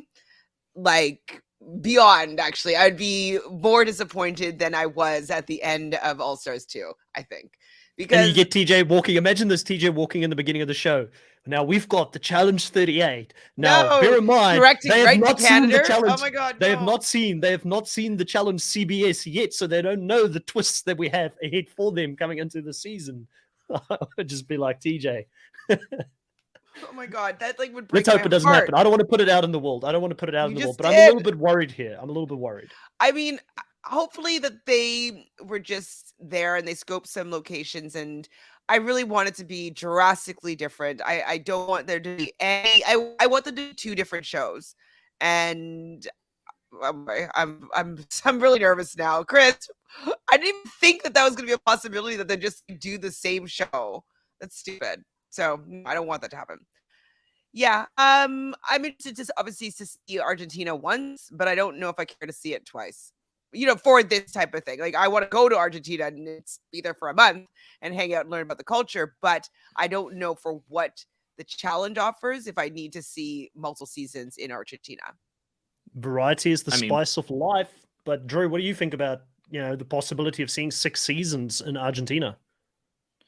So, yeah, the one thing I do want to say is that I'm fine if, say, like all the spin-offs had the same kind of competitions, because then we get to see a 1-for-1. We get to see how well each player does, and I think that's the most fair, especially at the end of all the spin-offs. The tournament will be all the winners coming together. It would be pretty devastating if one team felt like if you feel like one team had a way easier way to get to the end via the challenges, at least. I mean, maybe 100%. They come in with better numbers, but if it comes in with the challenges, then I think that one team would feel just completely off compared to the other teams that may have had it a little bit more difficult. But when it comes to the Challenge 38, I want that completely separate. Fine, exactly. We're all in Argentina, but the Challenge 38 has to be completely different than what we're seeing with the Challenge USA, because we're going to be seeing the Challenge USA in the summer. Is probably going to be going for maybe 13 episodes, so 3 to 4 months, and then we're going to get right into close in proximity after it wraps up. We're going to get to the Challenge 38. So I do not need to see a lather, rinse, repeat with all the challenges from one season to go directly into the next one. And then we're seeing the same exact challenges. Like, you're not helping your audience enjoy the show. You're just, whoever is the most loyal or is willing to take a leap of faith in different products that you're putting out, you're hindering or punishing them now having to watch double duty of the same, just new faces doing it. So I hope it's completely different. Yeah. Jelly Donuts here saying, I think it may be a shorter season, thank God, because gamers said that there's no redemption house and there's only 16 pairs. And I wouldn't be surprised if it is a shorter season because, you know, that I know that they're starting to sniff around. The Australian cast members are starting to get lined up. You know, so I've got a feeling that the Challenge Australia will be filmed either as the Challenge 38 is being filmed or in very quick succession. So I would not be surprised if it's going to be a shorter production timeline. And also, I think that's why they're doing this season in Argentina, so that if they have to cross over and TJ has to run between the two seasons, he can do it just for location purposes. But I am a little bit worried about that. I also wanted to talk about, you know, we've talked about everybody that has been on this cast so far and who we've seen. Who's the biggest omission? And let's not talk about CT because we know CT didn't want to come on the show this time, but people who we think would have actually potentially participated this season and they didn't get a call or they're not a part of the season. Do you guys have any ideas as to who you think would have been the biggest omission? In my opinion, I think it's Kyle. I've gotten so used to seeing Kyle season in and season out, and I love his humor. I think he brings something different to the show that I'm going to miss this season, not having him on the show. I was not a Kyle fan from day one, for obvious reasons. But you know, he grew on me as time went on. He grew on me more and more, and I really do feel like I'm gonna miss him this time around. Chantel, Yeah, who do you think is a big Kyle and omission? Melissa would have been a good duo. I think someone was even mentioning Yeah. that in the chat, and I was like, that would have been super fun. You got more accents in there, which I'm interested in for sure. And obviously, I like Kyle's antics, so it would have been nice to see him on again. So I agree with that. Also, the chat was mentioning it, but I was also agreeing with that. Is Amanda would have been a great partner to have with Nelson. I know that you're interested in seeing Norris there, Drew, but you know, Nelson having Amanda as a partner, like they've been friends since their season of Are You the One? I wouldn't have minded seeing them working together maybe this season. And I've been enjoying Amanda for the most part since she's come back. So it would have been nice to see her on this season and, you know, with a partner like Nelson, see if they could do a little bit better. She'd have the brains part of it. She knows him really well. She's not going to back down. She's willing to go up against, you know, the power groups. And so I think she could have probably brought some good opposition to the game, and it could have been helpful for Nelly to be playing more strategically. So yeah, those are kind of the couple of people that I wouldn't have mind seeing, and surprised that didn't make the cut. Drew, any so from your side?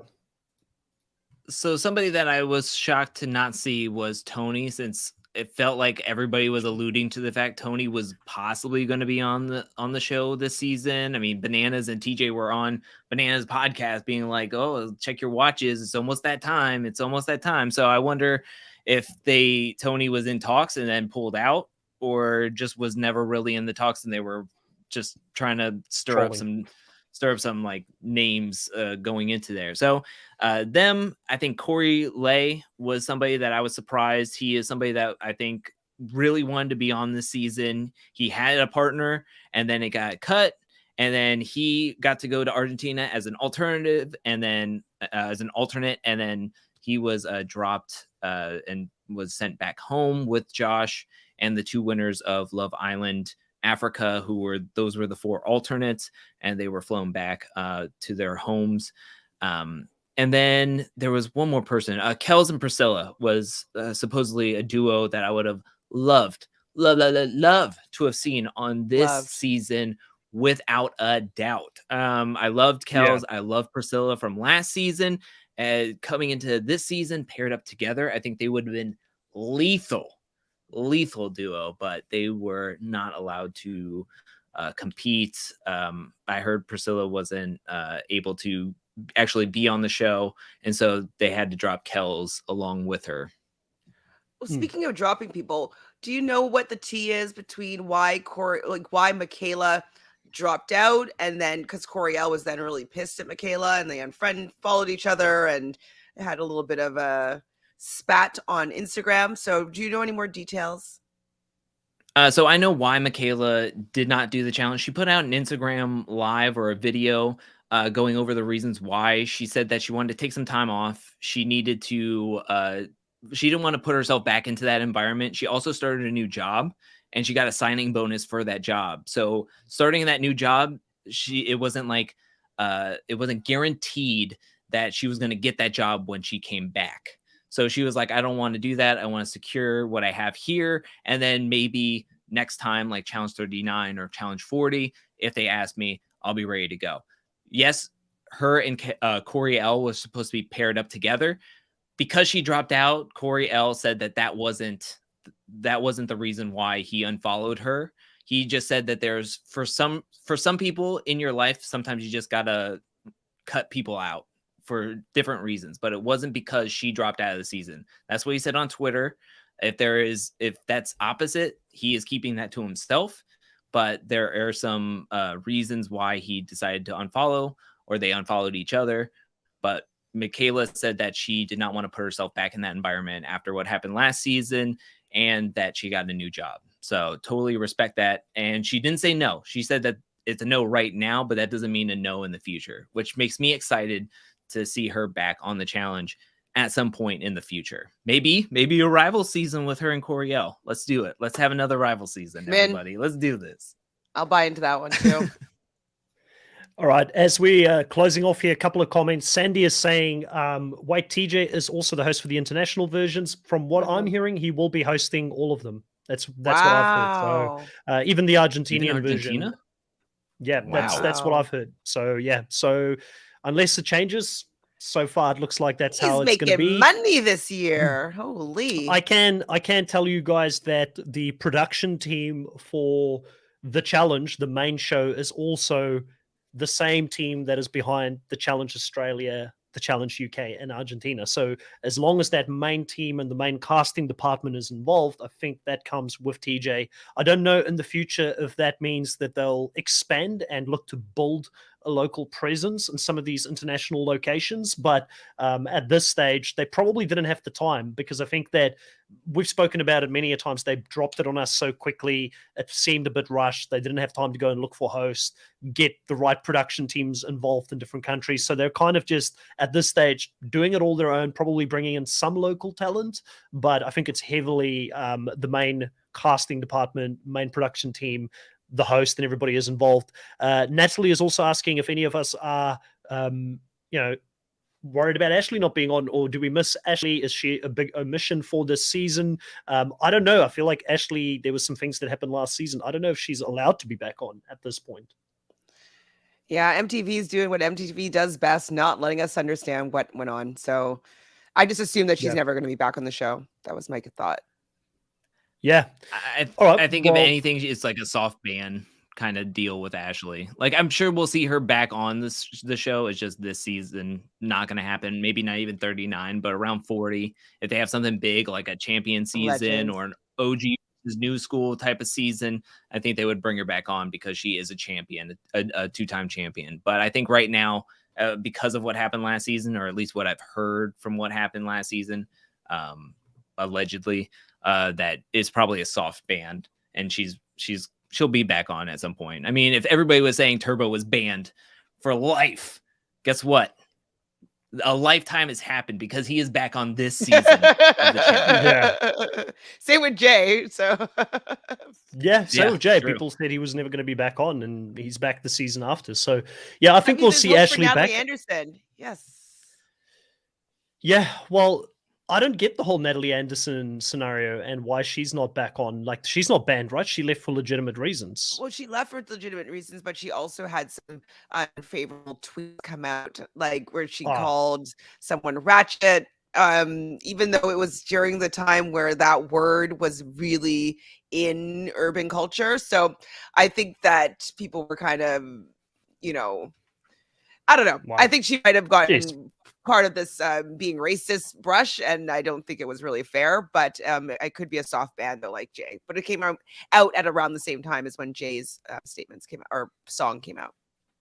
Yeah, I feel like in today's life, like if you could create an app that works like Grammarly. Have you guys ever heard of Grammarly before?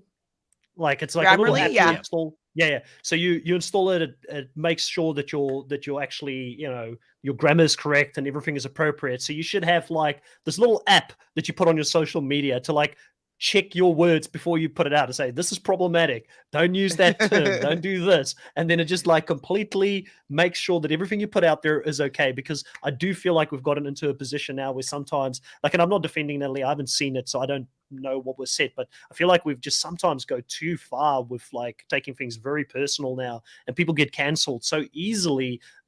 Like, it's so difficult in any case. I mean, we're not going to fix it on this podcast here, but I feel like either they need a good publicist or a good person that's handling their social media accounts, or something needs to happen so that we don't lose good competitors such as Natalie. Like, I want to see her back on the show competing because I thought she was a great addition the first time she played. I thought it's just because she doesn't want to play at this point that we haven't seen her back, because I remember seeing Instagram live between her and Michelle where she said she wouldn't go back. She said unless they made sure to make the $1 million, one person wins it all, she doesn't want to come back. So, Wow. yeah, so I thought it was her own not Wow. wanting to come back. That's why she doesn't want to play it. So anyways, and there was a few things she said that wasn't favorable about production on that as well. So we know there's other Survivor players that have, Tyson recently come out with similar types of things. So in any case, I think that we did an extremely good job here, guys. We reached 2 hours of talking about a season that is yet to air, but it's been a lot of fun. Thank you for everybody that has been here from minute one with us, as we just ramble on about cast, who do we like to see, any thoughts that we have initially about this season. It's been great having you guys here as always. Chantel, where can people find you? What do you have coming up over the next week? I'm still easy breezy. Monday, Tuesday, Wednesday at 7 p.m. Eastern. Been doing watch parties with Sarah from Nerdtainment over on her Twitch channel, the Sarah Atwood, where we're watching Big Brother Australia. It's been an enjoyable season to watch together, and it's nice watching a season just like enjoying it without like furiously taking notes and having an opinion. So that's something I've been doing with her. On Wednesdays, I do my own watch party for the Challenge All Stars, and then we go live usually in the evening at either 8 or 10 p.m. Eastern to talk about the season. And then on Thursdays at noon, going live to talk about the Real Housewives of Beverly Hills. I really think that that's all on the docket right now. So, and then with you guys, obviously Fridays at 8 p.m. Eastern. So that's it for now. But as I keep on saying, things are ramping up. I think something starts this week. Something starts tomorrow. I think Love Island UK starts tomorrow. So that might start up. So keep an eye out for some more content from me. Yeah, dating shows is where you guys lose me. It just goes completely over my head. Drew, what do you have coming up on your channel, and where can people find you? I just want to throw this out there. You were like saying that we talked for 2 hours. I mean, was that like a question? I mean, I'm surprised we didn't go 2.5 hours. I think we were at 40 minutes when we got through. I had more to people. say. We had 4 teams done, and we had 40 minutes in. I was like, oh, we're strapping in. This is gonna be 3.5 hours. Let's do this thing. What is so our I'm record, by the way? I feel like only 2 hours. I feel like our record is The like Battle Royale. 2 hours. Yeah, what was the 326? I think it was. The Battle Royale was like almost 3 hours. I think it was like it was close to that. Because we're gonna smash that one of these 5 hours. 2 back to back. We did a combined like 5 hours, 5.5 hours. One on Friday. Yeah. And So let's plug that for people who are new to this channel and that are listening to this right now. If you want to go check out some great content on Drew's channel, on the Angel Cake Entertainment channel, where we all defend popular and unpopular opinions and we have a bit of a debate about things. If you want to see us go back and forth for 3 hours plus, go check that out. I think that was a lot of fun when we did that back in the day. I feel like at some point we're gonna beat that. It's gonna come. I feel like the fantasy draft beat that. One of them was 326, I think. I could be wrong, but that's what I remember that number at one point. Wow. You remember it was incredible. And plugging that fantasy cast battle royale for 38, I think we nailed it. We nailed a couple of it. Even some of the competitors that were supposed to be on this season and got dropped, I think we got put on that cast. So just throwing that out there. I'm on my channel, Angel Cake Entertainment, every single day of the week, pretty much. I mean, I'm putting out content 6 to 7 days a week up until All Stars ends, and then I'm going to pull back drastically, and I'll have 3 to 4 videos a week, including what I'm doing over on Patreon for extra content over there at patreon.com/angelcakevid. So I'm having a great time putting out a ton of content on the challenge and challenge all-stars right now, but I feel like the sweet spot is going to be 3 to 4 videos coming July, when the Challenge USA starts and the Challenge All-Stars 3 ends. And then I'll be able to do a lot more bigger content like the Cara Maria Evolution video and some extra spicier content that is very much like the Challenge Inferno 3 video that I put out there. So I'm in talks with a lot of collabs, and I'm looking into trying to get some interviews on the channel as well. But that can't happen until I'm not doing 6 to 7 videos a week. So just go over to Angel Cake Entertainment, and there will be a new video up by the time you look at it. All right. Here on the Nullified Take channel, we have got a special off-season podcast happening for Survivor. We're doing Survivor themes. All about Survivor themes. There's going to be a general discussion about the themes we like, dislike, think that should be added to Survivor. Who knows? A few of the challenge themes, I might even steal a couple, like Rivals. I've always wanted to see a Survivor Rivals before. And we're going to be talking about that with Russell Muscle TV, who's also got a YouTube channel covering a lot of great content for Survivor. So I'm really looking forward to that. Survivor South Africa's cast has just been dropped for its first returnee season, and Richard, who's here in the live chat with us, he will be one of my co-hosts for that. I'm really excited to have both Richard and Zoe from the Hangout Room as my co-hosts for this season. And also, I'm going to continue to drop a lot more challenge content with both Drew and Chantel each week. We're back at 8 p.m. Eastern Standard Time on Friday evenings. We've got a fantasy cast that we did, a draft pick cast that will drop for the Challenge CBS as soon as the cast is official. We've already got that one in the bank, so that will drop as soon as that comes up. And I've got a feeling there will be a lot more content to do for the challenge over the next couple of weeks. So we'll be very busy. Strap in. And once again, guys, everybody that's subscribed to the TNT channel, thank you so much. We're nearly at 750 subscribers. I think 743 or something subscribers when I came into this. So that's another really big goal for me. If we hit 750, I'll do a giveaway, and we'll give away 5 of these caps to a few people that are listening to the live streams. So what I'll do is I'll do a live giveaway similar to what I did for the Survivor Buff giveaway, as a thank you to everybody that is a part of this community. I really appreciate it. That's it. And we'll see you guys next week when we talk about the All-Stars episode 6. Thank you so much for being here. Catch you guys next time. Good night. Bye.